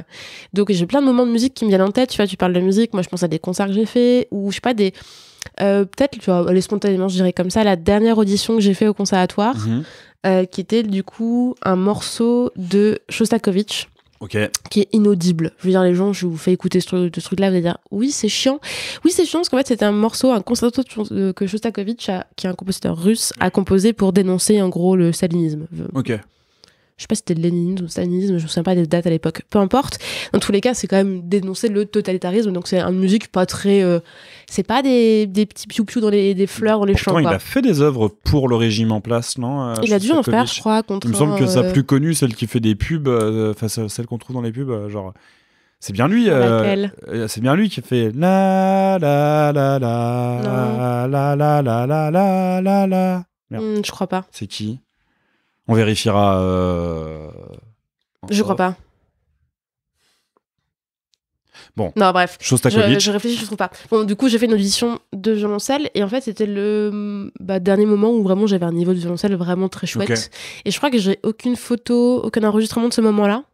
Et donc, je crois que je reviendrai bien à ce moment-là pour juste changer un truc, c'est juste l'enregistrer. Parce qu'en fait, à ce moment-là, je trouvais que je le jouais mal et que j'arrivais pas trop à le faire et que c'était un peu nul. Et je râlais quand ma mère voulait prendre des photos ou m'enregistrer en audition, tu sais, filmer. J'étais là, non, vas-y, arrête, c'est nul. Et en fait, avec le recul, je me dis, non, c'est naze, j'aimerais bien me réentendre le jouer. Voilà. Donc, je dirais ça. Parce que t'as lancé la musique, du coup, je dirais ça, quoi. Parce que j'ai pas de souvenir. Enfin, moi, je l'ai, du coup, mais... Bah oui, pas l'enregistrement, mais t'as quoi. pas le moyen de le revoir. Oh. Là, on va rire, je pense. Parce qu'avant, vraiment, qu'est-ce qu'on se faisait chier. Quelle est la pire phrase de drague que l'on t'ait lancée ? Oh, waouh. Voilà. La pire phrase de drague qu'on m'ait lancée ?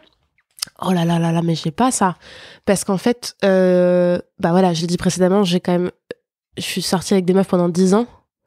Et je crois qu'en fait, en termes de drague, la drague lesbienne, c'est vraiment un truc très compliqué. Les codes sont vraiment très complexes à apprendre. Il n'y a pas tellement des vieilles phrases comme les gars qui te balancent des trucs tout faits. Genre, je sais pas, je sais pas, ton père c'est un voleur, il a volé toutes les étoiles du ciel dans tes yeux, je ne sais quelle connerie. Il n'y a pas tellement des trucs un peu lourdeaux comme ça.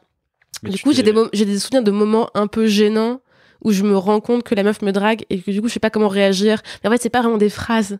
Ouais, c'est genre des situations de oh merde, tu vois. Oh no, oh no. Qu'est-ce que je fais ? Dans les yeux, gay panic. Voilà. Et du coup, j'ai plutôt des situations comme ça, mais j'ai pas de phrases. Je réfléchis, mais... Non, je sais pas. Ok. Mais du coup, alors j'imagine que... Mais du coup, c'est drôle comme question.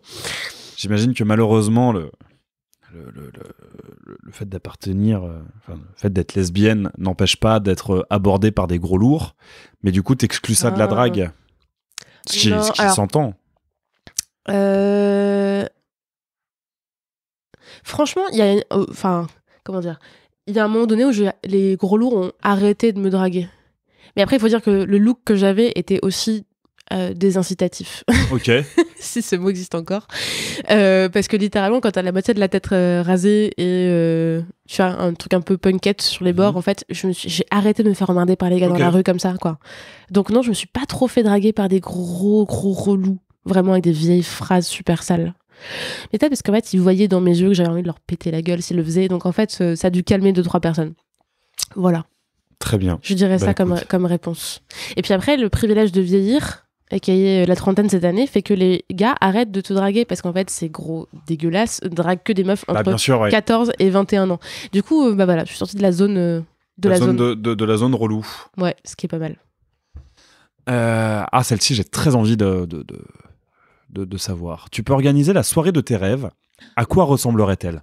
Ouh, la soirée de mes rêves. Ok, on est en montagne, en été, en extérieur, on a accroché dans les arbres des espèces de petits, tu sais, les lumières un peu guinguettes, là. Des lampions. Des lampions partout comme ça. Il y a une zone de danse où les gens qui veulent danser peuvent danser, mais il n'y a pas que ça. Il y a une zone où on met des espèces de canapés dehors. J'ai une espèce de salon d'extérieur où les gens viennent se cracher pour discuter pendant la soirée. Voilà, et on fait une soirée là comme ça avec que les potes.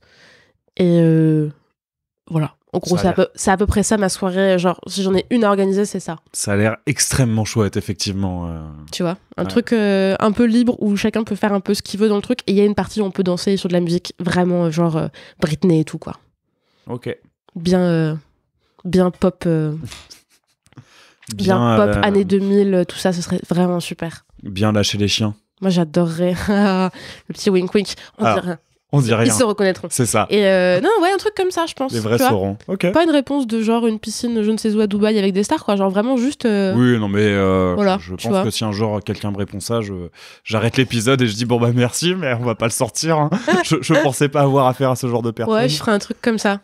Ouais. Non, ça, en tout cas, moi, ça me fait envie de... Et du coup, faire une soirée comme ça, où tu sais que tu restes debout jusqu'à environ 5h30, 6h du matin, avec le soleil qui se lève, et t'es là, on a un peu trop bu, ouais, c'est cool. Voilà, un truc comme ça. Et pour le must de mon fantasme de soirée en montagne, il faut que je dorme en tente. Parce que j'adore dormir en tente. Ok. Voilà. Très bien. Bah oui, a priori, juste que tu racontes... Tu vois, je suis une fille simple. Hein. Non, mais ce que je veux dire, c'est que... Je fais des mois une tente 2 secondes, un champ, des lampions, ça suffit, tu vois. Genre, la meuf a de l'ambition dans la vie, quoi. Et des canapés. Mais ouais, mais en vrai, je vois très bien je vois extrêmement bien l'incroyable moment que tu peux passer dans ces conditions. Et en vrai, moi, c'est à peu près pareil. C'est juste... Tu remplaces la montagne par une maison près d'un point d'eau. Ouais, ça marche aussi. Genre près d'une rivière, près d'un lac. Ouais, est-ce que toi, tu veux qu'on aille se baigner à 2h du matin ? Ouais, exactement. Ouais, c'est ça. Et puis un peu reculé, enfin un peu... Ouais, t'as pas le voisin qui vient te dire... C'est ça. Globalement, le bayou. Mais un bayou où on peut se baigner. Ok, d'accord. Ok. Je vois. Quel titre donnerais-tu à ton autobiographie ?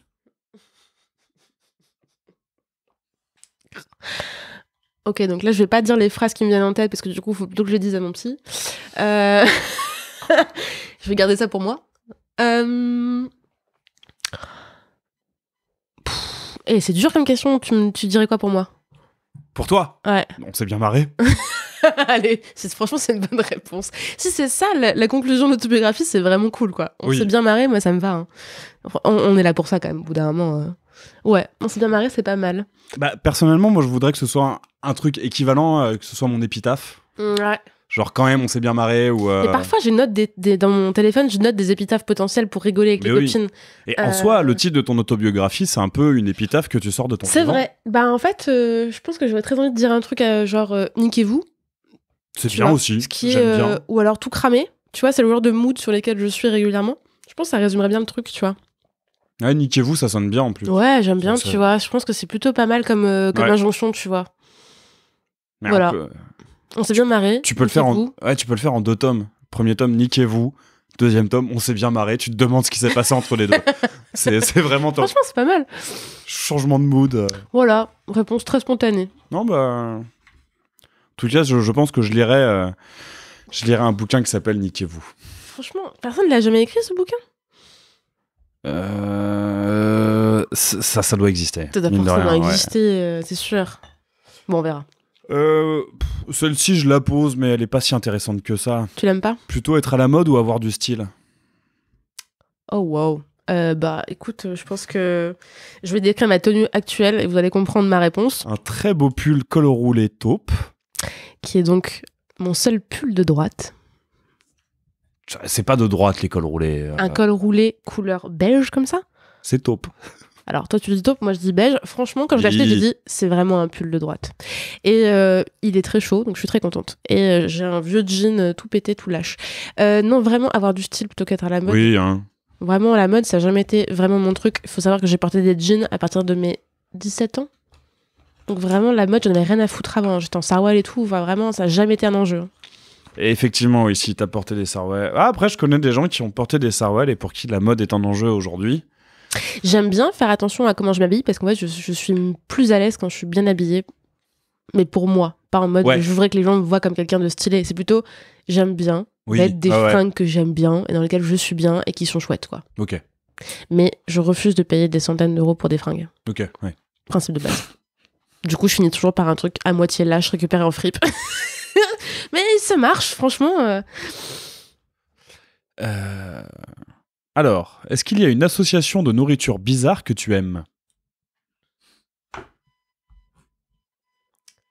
Putain, on a déjà parlé de langre, d'œuf et de pain tout à l'heure. Qu'est-ce que je veux bien pouvoir dire sur la bouffe ?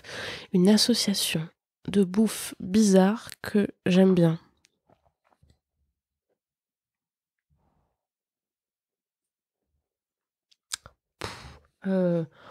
Franchement, je suis très tradie en termes de bouffe, je crois. Je réfléchis là, je cherche des trucs, mais la pizza à l'ananas, c'est totalement non. Vraiment, c'est interdit. Oui, pour mais toute la vie. Je me souviens que t'es assez Europe de l'Est, Allemagne de l'Est en ce qui concerne la pizza. Comment ça ? Bah, pour toi, l'ananas, c'est non. Bon, ça, à la rigueur, je peux comprendre. Le chorizo, c'est non. Non. Les pepperoni, c'est non. Ouais, j'aime pas. Le jambon cru, je crois me souvenir que c'est non. Si, ou alors, faut que ce soit mis en sortant du four. Si c'est mis avant de rentrer dans le four, c'est non. Comment tu sais ça ? Bah, on en a parlé. À quel moment on a parlé de ça ? Je sais pas, tu devais me filer les clés avant que je fasse du cat-sitting. Pizza. Je pense qu'on était au bar qui est à côté du Café Chéri. Ouais.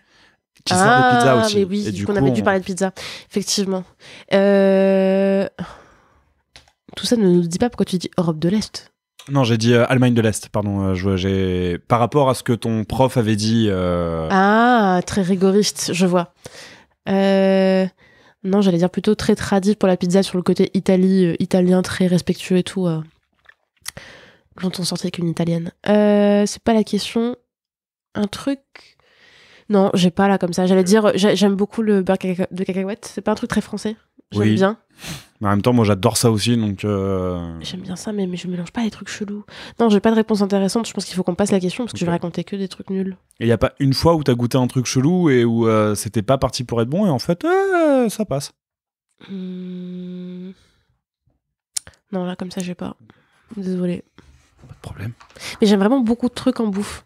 Je suis vraiment pas très compliquée en bouffe. Du coup, j'ai pas tellement de souvenirs de trucs où je me suis dit ça c'est chelou et tout. Chaque fois que je voyage, je goûte des trucs un peu bizarres et tout, mais ça fait longtemps que je peux voyager non plus. Mais... T'aimes la betterave ? Je déteste la betterave. Quand même. Qui t'a soufflé cette question ? Non, c'est un des rares trucs que je déteste. C'est un des rares trucs que je déteste aussi, donc. Okay, c'est bon, on est dans la même team. Voilà. Je déteste ça, c'est imbouffable, c'est dégueulasse. Merci. Et les gens qui veulent te faire croire que c'est bon, non pas d'âme, niquez-vous. Franchement, ouais. Niquez-vous. T'excuses-tu facilement ? Ouais, beaucoup trop. 1, je suis une meuf 6. 2, j'ai assez peu confiance en moi. Non, vraiment, je m'excuse beaucoup trop pour beaucoup trop de trucs stupides. Franchement, faut pas que je fasse ça, quoi. C'est dur à trouver l'équilibre de oui, pardon, désolé, j'ai fait ci, j'ai fait ça. Et en fait, non, c'est pas grave, on s'en fout. Oui. Donc oui, je pense que j'ai une mauvaise gestion de l'excuse. Ok. Genre, politique de l'excuse, 0. Un truc un peu, tu vois, pas bien, quoi. C'est même pas que tu t'excuses facilement, c'est que tu t'excuses trop. Je pense que la frontière avec le trop est un peu chelou, mais oui, il y a des moments où je m'excuse et j'aurais pas besoin de m'excuser, tu vois. Ouais. Où tu dis juste, bah oui, désolé, pas genre, ah mon Dieu, j'ai fait une connerie, tu vois. Non, on s'en fout, tu vois, c'est pas grave. Il y a un peu ce truc-là, quoi. Ou alors, c'est une espèce de politique d'anticipation de l'excuse. Tu sais, où tu fais tout pour être. Crois voir où tu veux en venir, mais tu fais absolument tout pour éviter d'être. Faut être irréprochable pour pas que t'aies à t'excuser d'un truc, tu vois. Où tout doit être justifiable tout le temps. Vraiment un truc de psychopathe. Bonjour. Et donc, ça, j'aime pas du tout. En fait, je devrais pouvoir faire ce que je veux et juste dire, bah, je m'en fous, tu vois. Je m'en fous, virgule, niquez-vous, quoi. Niquez-vous, c'est vraiment le titre de l'autobiographie et c'est vraiment, vraiment, vraiment un objectif politique personnel, quoi. Je comprends. Ouais, voilà. C'est vraiment le but à atteindre. Un bel objectif. Je suis pas encore. Donc voilà. Je suis encore en train de. Enfin, je pense que je déciderai dans longtemps, mais je sais pas comment je vais appeler l'épisode. Ce sera soit niquez-vous, soit on s'est bien marré. Franchement, si l'épisode s'appelle niquez-vous, tu me diras, ça met le ton. Hein. Bah, ça intrigue. As-tu un talent que tu es embarrassé d'avoir? Un talent. Ok, je trouve que je suis très forte. Attention, jetez-moi des fleurs. Hop, je trouve que je suis très forte pour cerner les gens. Okay. Pour comprendre leur psychologie, ce qui est important pour eux, comment ils fonctionnent, pourquoi est-ce qu'ils posent des questions, pourquoi est-ce qu'ils disent des trucs dans une interaction quand tu parles avec eux. Je pense que je suis assez forte pour comprendre ce qui se passe. Pourquoi ils mansplain Oui, bon, ça, c'est assez facile comme réponse. C'est un peu 101. Non, je crois que je suis assez forte pour ça. Ok. Et du coup, je le dis pas trop. Et j'essaie de faire en sorte que ça se voit le moins possible. Parce que si je dis ça, les gens disent « Ah, mais du coup, tu catégorises super vite les gens dans des boîtes. Genre, ah, ok, machin, tu as compris comment ils fonctionnaient, tu le catégorises, tu lui laisses pas une espèce de seconde chance. Oui. » Je pense que non, je suis juste très forte pour savoir comment fonctionnent les gens. Et je fais attention à ce que ça se voit pas. Et moi, je m'en sers beaucoup dans la vie. Et généralement, quand j'ai une mauvaise intuition ou un warning, je suis en mode je me fais confiance là-dessus. Et j'ai quand même souvent eu des raisons de me croire là-dessus. Ouais, des preuves et ça, par la suite. Oui, non, bah. Donc, ouais, ça, je pense que c'est une forme de talent parce que ça évite aussi de se mettre dans des situations de merde, des relations toxiques, et des espèces de relations de dépendance avec des gens en fait où t'aurais pu éviter ça, enfin des choses comme ça, quoi. Donc, ouais, c'est un talent. Ok. Quelle innovation technologique aimerais-tu voir inventée? Putain, moi, je suis pas du tout une technophile. J'ai aucune envie de me dire que l'avenir, il est dans la technologie, un truc trop chouette qu'on a inventé et tout. Enfin, vraiment, ça me fait pas trop rêver, quoi. Okay. J'ai l'impression qu'il y a trop de trucs à faire déjà sur... Attends, bon, sérieux. Trop de trucs à faire sur ce qui existe déjà, genre les relations humaines et tout. Enfin, que le côté un peu de... La technologie va nous sortir du marasme, j'y crois pas du tout. Je crois que c'est plutôt l'inverse. On projette nos angoisses dans la technologie en foutant des trucs qui servent à que dalle ou qui font genre on est dans le turfu, on est intelligent, on conduit des voitures automatiques. On en a rien à foutre, gars. Franchement, c'est inintéressant.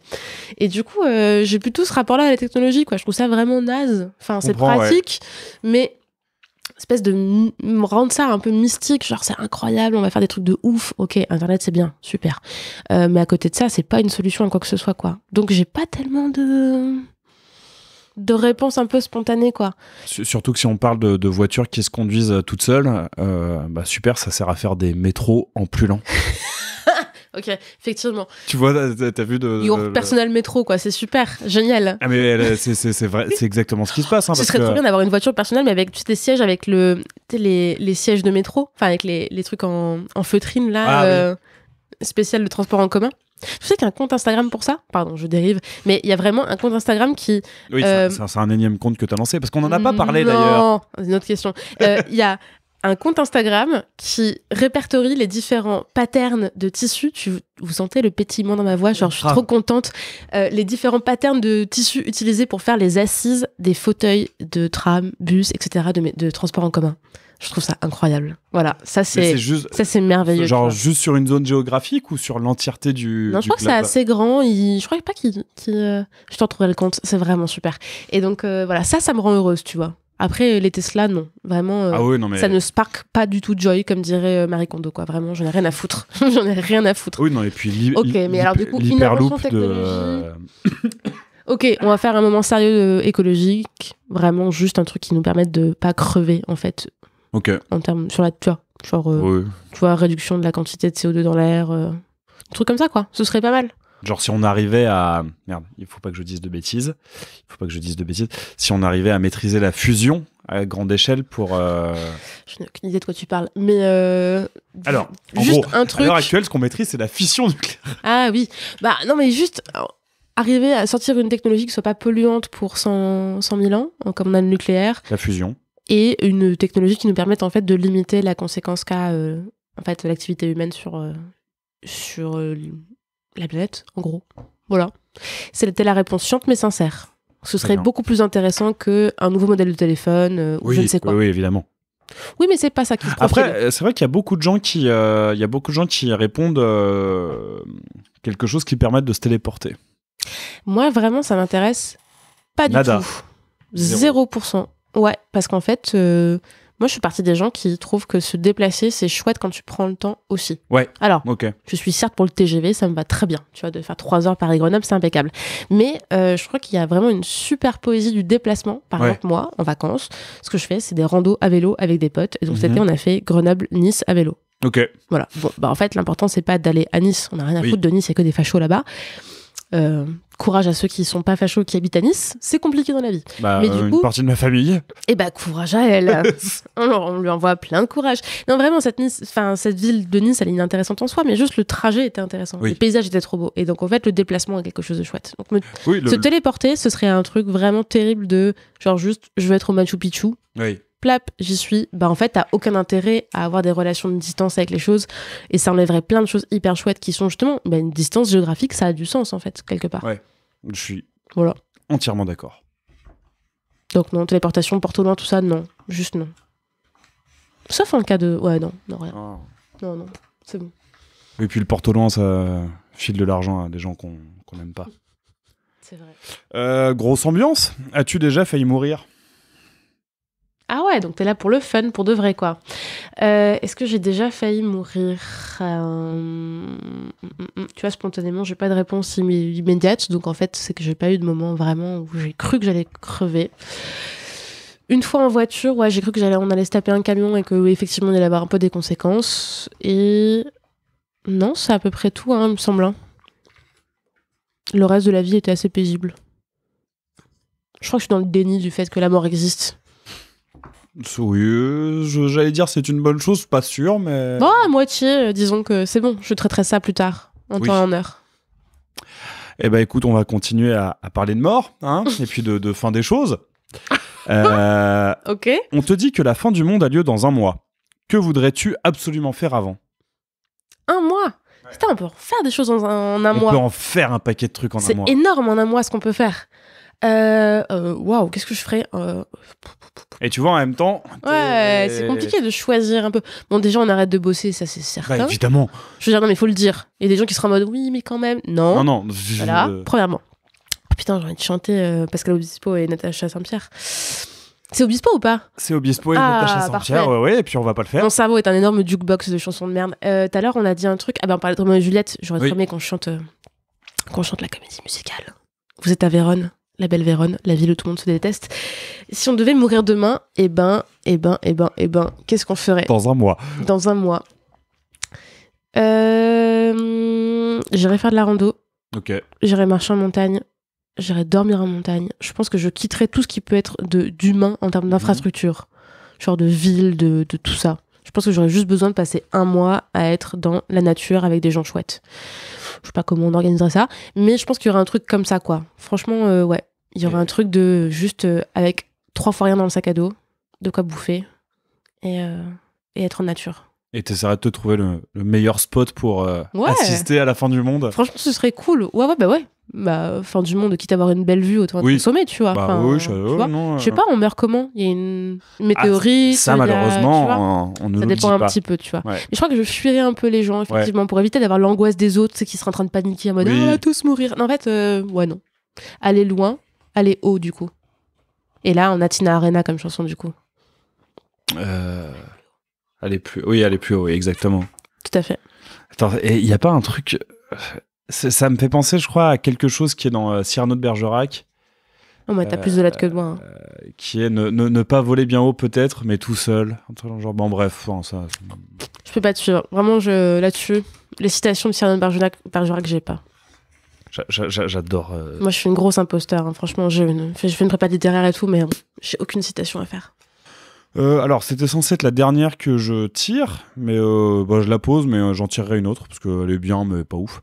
Jusqu'à quel point aimes-tu prendre des risques ?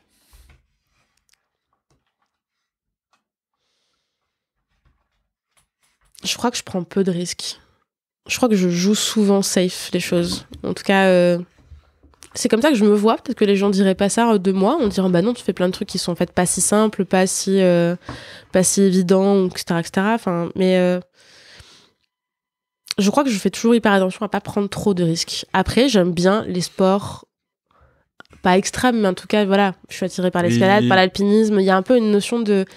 Voilà, j'aime quand même un petit côté par risque, mais un peu aventureux aussi, mais qui s'incarne plutôt par le sport plutôt que par prendre des risques dans la vie, tu vois. Enfin, par exemple, c'est très con, mais je me drogue pas. Enfin, oui. Non, mais par exemple, tu vois, il y a des gens, leur limite, tester les limites ou prendre des risques dans la vie, c'est passer 10 ans à taper de la coke, tu vois, ou faire oui, alors c'est peut-être prendre un risque à ce moment-là, c'est de l'addiction. Ouais, non, mais certes, mais il y a des gens qui se disent, ok, je vais rester, je sais pas, il y a une manière de prendre des risques dans leur vie qui passe par ça, qui passe par une mise en danger d'eux-mêmes, par des consommations abusives, des choses comme ça. Moi, je crois pas. Pas tellement ça. Donc, mais après, j'aime pas le côté un peu plan-plan des choses non plus, quoi. J'aime pas être quelque part en me disant, c'est bon, tout est à sa place, je vais attendre ici, quoi. Je me mets toujours dans des situations où, mine de rien, je remets en jeu des choses. Ok. Voilà. D'accord. Et alors, du coup, pour la dernière, j'avais tiré une odeur qui te plaît particulièrement. Je trouvais ça joli, mais je me suis souvenu que tu avais dit que tu n'avais pas d'odorat. Et donc, je me suis dit, bah non, ça va pas le faire. C'est la pire question. Et donc, on va conclure, enfin, du moins, la dernière question que je vais tirer va être, de quoi es-tu le ou la plus fière ? Waouh. Eh ben...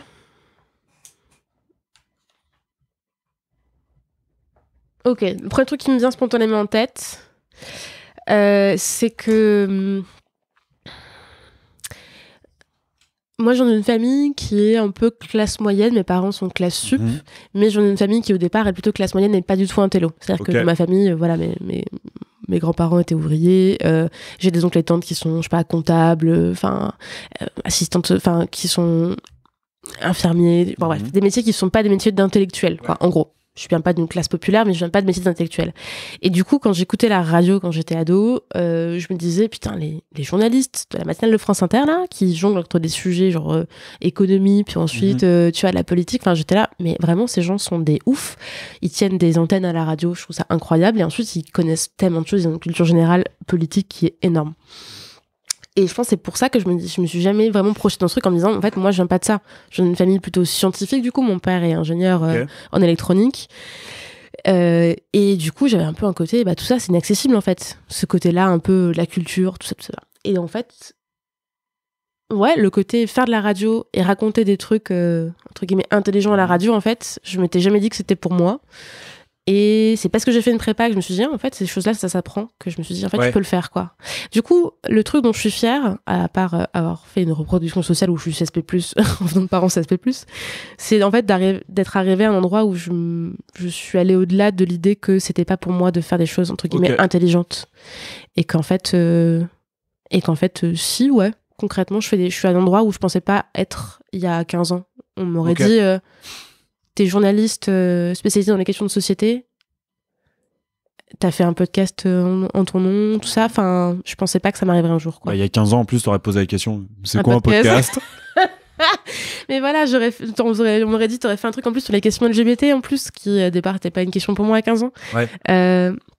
Franchement, ouais, je suis fière de ça. Je crois que je suis vraiment fière, je fais une réponse très sincère et très, très sérieuse, mais je suis vraiment fière de me dire que j'ai passé du temps ces dernières années, en fait, à faire un truc qui me semblait inaccessible, que j'ai réussi à faire, et que j'ai réussi à faire dans un domaine qui, moi, me tient à cœur et qui était considéré comme étant un sujet pas légitime en soi il y a quelques années, les questions LGBT. Et qu'en fait, c'est pas rien, c'est là, et en fait, c'est pas parfait, et ce sera dépassé par plein d'autres choses plus tard, mais au moins, j'ai fait ça, et... c'est vraiment chouette de se dire que ça a existé et que ça a pu servir à des gens, quoi. Tu disais au début de l'émission que t'avais écouté, que c'était un rare. Peut-être que t'écoutais vraiment. Ah bah oui. Voilà. Je me dis, ouais, j'ai fait ça, j'en suis fière, quoi. Et que je recommande à toutes les personnes que je connais qui sont hétéros. C'est fait pour eux, au départ. C'est fait pour eux. Vous aimez Roméo et Juliette ? Écoutez Camille. Écoutez Camille, exactement. Voilà, ce sera le moment très sérieux du truc, mais ouais, je suis contente. Je suis très content de finir les questions que je tire sur cette réponse. Tu vois, on peut être sérieux, quoi. Voilà. Et si tu le souhaites, tu peux maintenant piocher 3 questions. Mais oui. Bah oui, ça fait déjà 1h30 qu'on parle. Ça, 1h25. Tu vois, pas mal quand même. Alors, Jacques, quelle est la chose qui t'énerve instantanément ? Oh,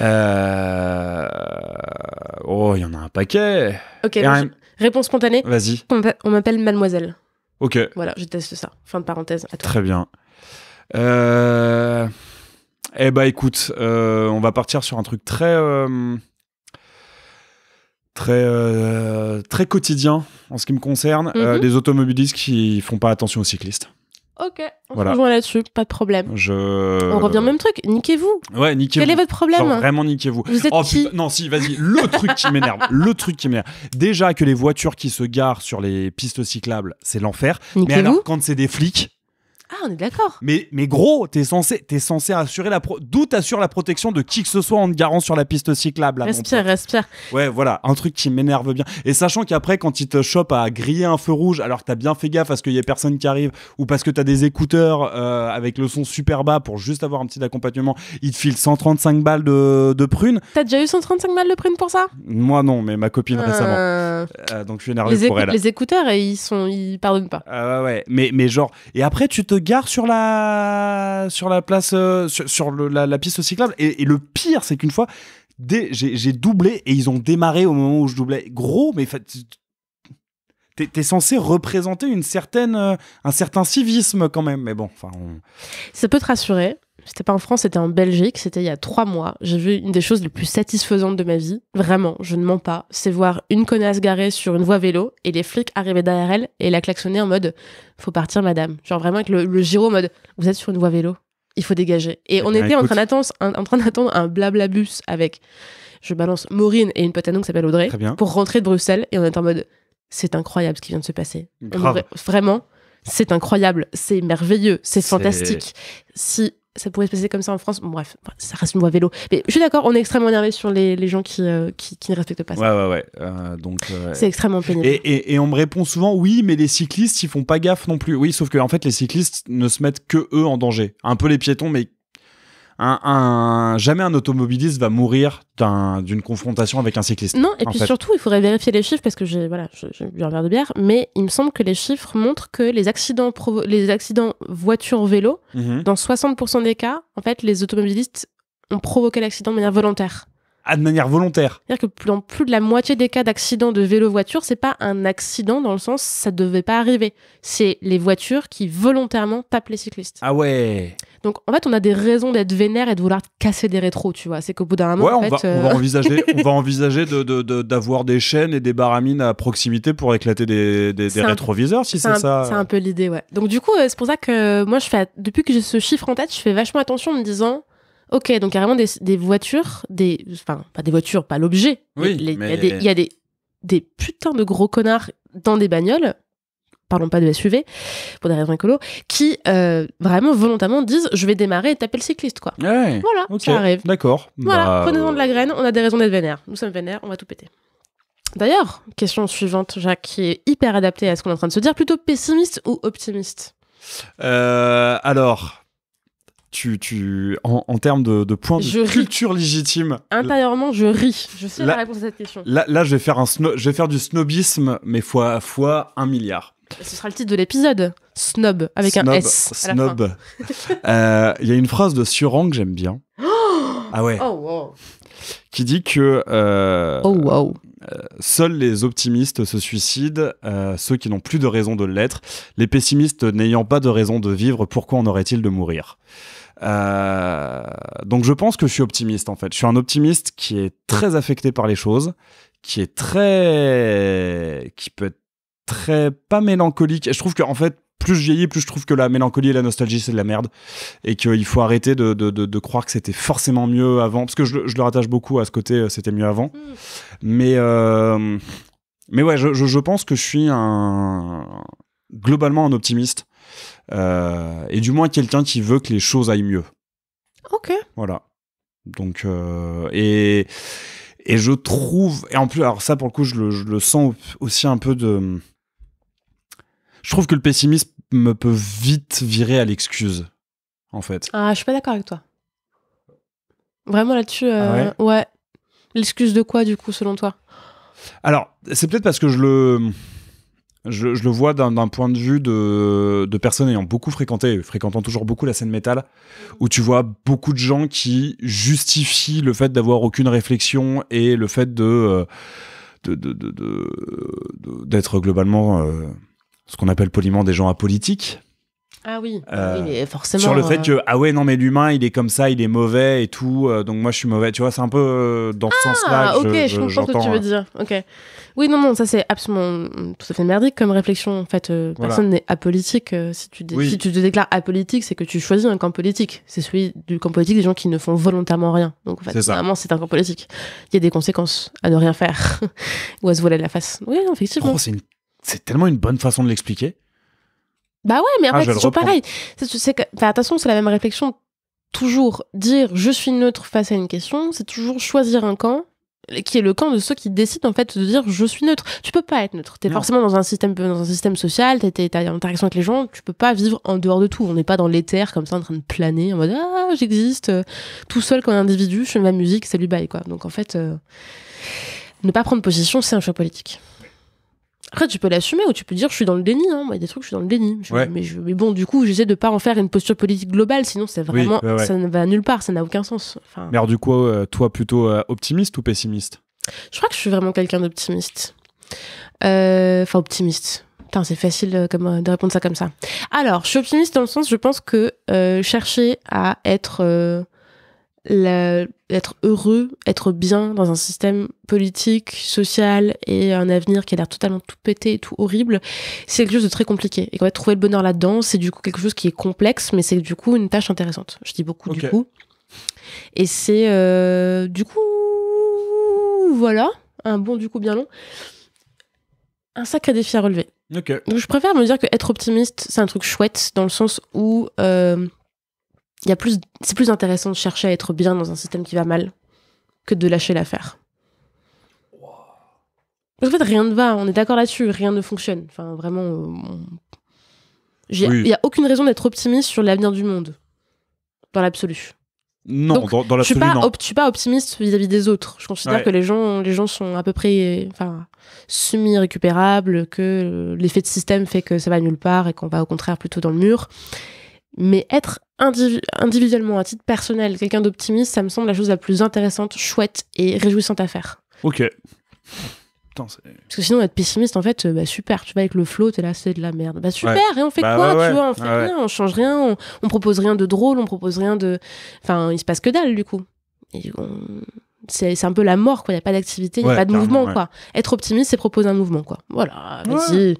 Hop là, encore une phrase un peu à l'emporte-pièce. Non, mais... J'avais tiré une troisième question qui était pas ouf. Bah écoute. Du coup, je préfère qu'on finisse avec qu'est-ce qui te différencie des autres ? À part tes longs cheveux blonds. Eh bien, c'est marrant, elle est déjà sortie il y a pas très longtemps et je vais donner la même réponse. Tu triches. Bah, ouais, mais en même temps, c'est une réponse. Je cherche pas à le savoir.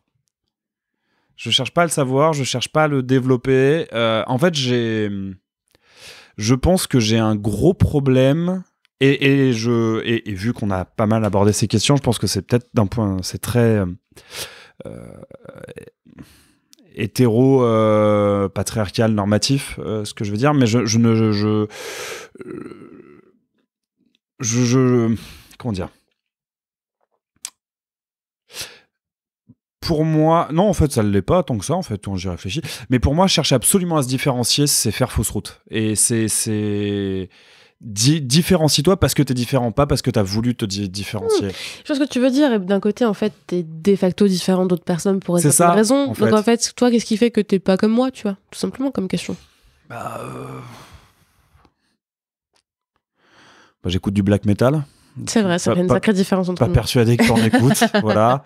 Mais tu vois, est-ce que ça me différencie des autres ? Enfin, il y a plein de personnes, et il y a même plein de personnes dans mon cercle proche à qui ça me rattache, en fait, aussi, qui en écoutent aussi. Et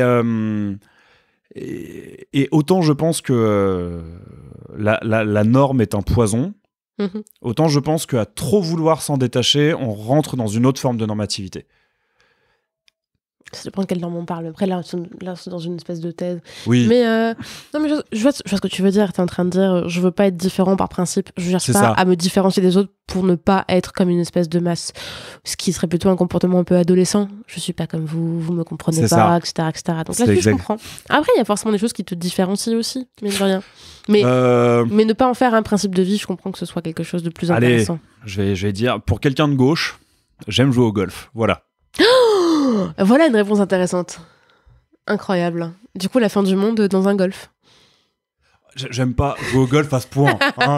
Il y a d'autres choses que j'ai envie de faire avant la fin du monde. Je te charrie. Mais j'aime bien jouer au golf, ouais. Ok. C'est une sacrée révélation. Je te l'avais jamais dit. Je crois pas. Okay. Ou alors j'ai oublié. Hein. Mais je tiens à dire que je suis contre le fait qu'on arrose les golfs en été, évidemment. Et que je trouve et c'est marrant parce que j'ai quand même pris des cours de golf et je devais faire un épisode avec mon ancien prof de golf et je pense que ça va se faire, ça peut être très intéressant. T'as pris des cours de golf? Ah ouais, j'ai pris des cours de golf. Mais je trouve que justement tous les golfeurs qu'on a vus cet été se plaindre du fait qu'on n'arrosait pas les terrains n'aiment pas le golf parce que après, dans le golf tel qu'il m'a été enseigné et tel que je l'ai pratiqué, tu parles d'un art martial ancestral, tu sais, un truc de philosophie de vie, quoi. Genre vraiment. Il y a un peu de ça, mais il y a l'idée que tu t'adaptes au terrain, point. Et c'est vrai que mon approche du golf, elle est très. Je suis pas la même personne pour débattre de ça. Quelles que soient les conditions du terrain, tu t'adaptes. Et donc, j'avais envie de dire à tous ces golfeurs qui se plaignaient, mais. L'idée du golf à la base, c'est pas de marcher sur du beau vert et tout, c'est tu t'adaptes au terrain et tu fais rentrer cette putain de balle. Donc voilà, je dirais que ce qui me différencie des autres, c'est d'être, je pense, très à gauche et d'à côté de ça aimer jouer au golf. Je note, c'est une vraie différence. Et toi, qu'est-ce qui te différencie ? Oh là. Ah, hein? Ouais, on fait des belles paroles et tout. Non, je sais pas ce qui me différencie. Ce qui me différencie. Je réfléchis à un truc un peu marrant à raconter là, mais... Tu ne portes de l'Arc'teryx qu'en montagne, ce qui à l'heure actuelle à Paris te différencie pas mal des autres. Je ne porte même pas d'Arc'teryx. Même pas. Qu'est-ce qui me différencie des autres? Non, moi je suis un bon cliché de plein de trucs déjà.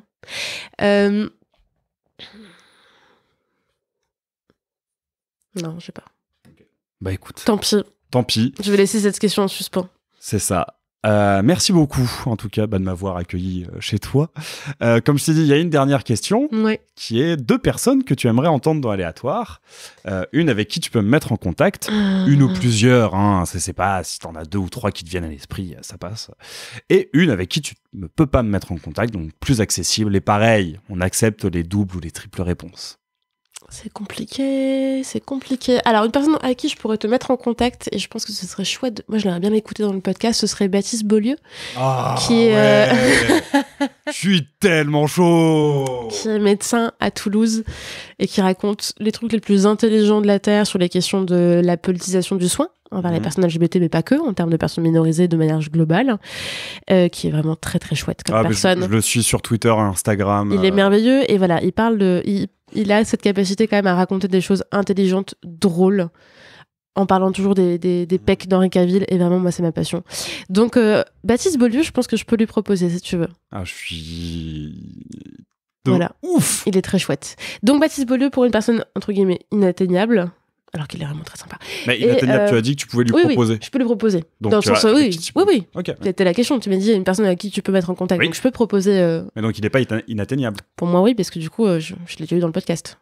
Mais tu vois, si tu le contactes sur Twitter, il te répondra pas, c'est ça que je veux dire. Ah oui, d'accord, ok. Non, je te parle pas d'Oprah Winfrey, tu vois. Je peux pas te mettre en contact avec Oprah. Mon réseau est limité quand même. Et une autre personne... Donc, Baptiste pour te mettre en contact, et une autre personne comme ça, spontanément, genre, paf. Je réfléchis. Je pense que Claire Fégreux serait drôle dans ce podcast. Alors, je vois pas qui c'est. Oh, tu connais pas Claire Fégreux? Non. Oh, waouh. Elle est humoriste, elle a fait plein de podcasts pour Arte Radio. Ok. Elle fait un spectacle, elle a écrit le spectacle qui s'appelle Chatologie. Elle est vraiment très drôle comme meuf. Ok. Donc, je pense que... Donc ouais, elle. Ensuite, attends, qui d'autre potentiellement? Il y a une dessinatrice illustratrice qui s'appelle Salomé Hoche, qui est très drôle aussi. Ah oui, elle, ça me dit quelque chose, ouais. Je sais pas trop à quel point elle est à l'aise dans des micros, mais ce serait drôle, je pense, de la voir. Ouais, quelqu'un qui fait du dessin, un truc comme ça. Et du coup, dans le dessin, Myriam Mal. Tiens. Aussi. Pareil, je vois pas. Et une BDiste. Attends, j'ai la BD juste ici. Encore une fois, c'est très podcast. Adieu Triste Amour, voilà. Je vous présente... on est sur France Inter. Une BD de Myriam Mal, Adieu Triste Amour, aux éditions La Ville Brûle, sortie cette année. Voilà, c'est une très belle BD dans laquelle elle raconte un amour. Justement, je ne fais pas plus de spoilers, à part ma passion pour les questions LGBT. Et c'est une personne très très chouette. Voilà. Très bien. Donc je recommande 3 personnes. Parfait. Merci beaucoup. Et en fait, non, il y a une dernière question. Vas-y. Et en plus de ça, ça va nous permettre d'aborder quelque chose dont on n'a pas parlé. Je t'écoute. Parce que la question, c'est où est-ce qu'on peut te retrouver et suivre ce que tu fais? Ah, alors, où est-ce qu'on peut me retrouver? Et il y a un compte Instagram dont on n'a pas parlé. Alors, très bien. Je vais faire une liste tout à fait... je vais essayer de faire le truc un peu drôle. Où est-ce qu'on peut me retrouver? Régulièrement dans des piscines du 20e arrondissement. Ok. De manière générale. Dans des bars aussi, dans le 20e arrondissement, j'y suis. Tu nages? Je nage. Mais c'est en intérieur. Et c'est du sport. Et oui. J'adore. Oui, tout à fait. D'accord. Vas-y. Voilà. Donc, je nage. Dans des bars et des piscines du 20e arrondissement. Par exemple. On peut me retrouver en ligne sur mon compte Instagram qui s'appelle @CamilleRGCH, si je dis pas de bêtises. Ça, c'est mon compte où je raconte des trucs sérieux, ce que je fais de mon travail, des trucs beaucoup moins sérieux, genre la montagne. Twitter, j'y suis un petit peu encore aussi. Vaguement, mais là c'est plutôt pour des trucs vraiment sérieux, mais je raconte pas des trucs très drôles. Tu fais pas dans le shitpost. On va pas trop se marrer, voilà. En gros c'est ça. Et sur Instagram également, le compte merveilleux Passion Kangoo, @Passion Kangoo. Voilà, dans lequel j'ai laissé un peu ce compte à l'abandon malheureusement. Et c'est parce que tu n'as toujours pas la photo que je te promets depuis 4 ans. C'est vrai, tu me dois une photo de toi debout sur une kangou. Voilà, j'ai une passion pour la kangou, on n'a pas parlé dans ce podcast, mais d'un côté 1h45 de moi, ma vie, mon œuvre. Bon, on peut parler d'autre chose que de kangou. J'ai une passion immodérée pour cette voiture. Et j'ai donc un compte dans lequel je prends des photos et je mets en ligne des kangous. Voilà. Et pour comprendre pourquoi cette passion, j'en ai fait un thread que vous pouvez lire. Oui. Voilà, qui explique le pourquoi, le comment du truc de la kangou. La passion kangou. Voilà. Donc voilà, pour me retrouver là, sinon un peu en montagne. Et puis si vous voulez qu'on discute, écrivez-moi. J'essaie de répondre aux gens aussi. Voilà, tout simplement. Très bien. En gros, c'est ça. Et puis même si... il n'y a plus de nouveaux épisodes, allez écouter Camille. Il n'y aura plus de nouveaux épisodes de Camille qui est toujours en ligne chez Binge Audio. Vous pouvez les écouter. Il y a 35 épisodes qui sont encore toujours, malheureusement, l'arme à l'œil d'une actualité criante sur les questions de discrimination et d'une manière plus réjouissante sur les trucs un peu drôles. C'est encore pertinent, je crois. Et donc, allez écouter. Puis allez écouter Camille. Quoi. Voilà. Parfait. En gros, c'est ça. Quant à vous, chers auditeurs et auditrices d'Aléatoire, vous pouvez toujours me retrouver sur Instagram et Twitter, mais j'y vais pas. Il se passe rien. Ouais. Tu l'as avec des trucs drôles. Pour les podcasts, c'est pas l'idéal. Twitter, il y a des trucs, mais bon. Mais c'est... Ouais, mais Twitter, il y a plus de trucs plus de contenu sur la révolution en cours, tu vois, genre les grèves et tout, c'est quand même plus sympa, tu vois. Et il faudrait vraiment que j'y sois beaucoup plus présent, quoi, pour que ça marche. Mais donc avec @aléatoire_s, et je vous dis au prochain épisode. Et encore une fois, merci beaucoup Camille. Mais de rien, Jacques. Merci d'avoir écouté Aléatoire. J'espère que cet épisode vous aura au choix ému, fait rire, appris des choses, ou les 3 en même temps. Si vous voulez soutenir le podcast, vous pouvez en parler autour de vous, le partager sur vos réseaux ou encore lui donner 5 étoiles sur la plateforme d'écoute de votre choix. À très vite pour une nouvelle rencontre et laissez-vous surprendre.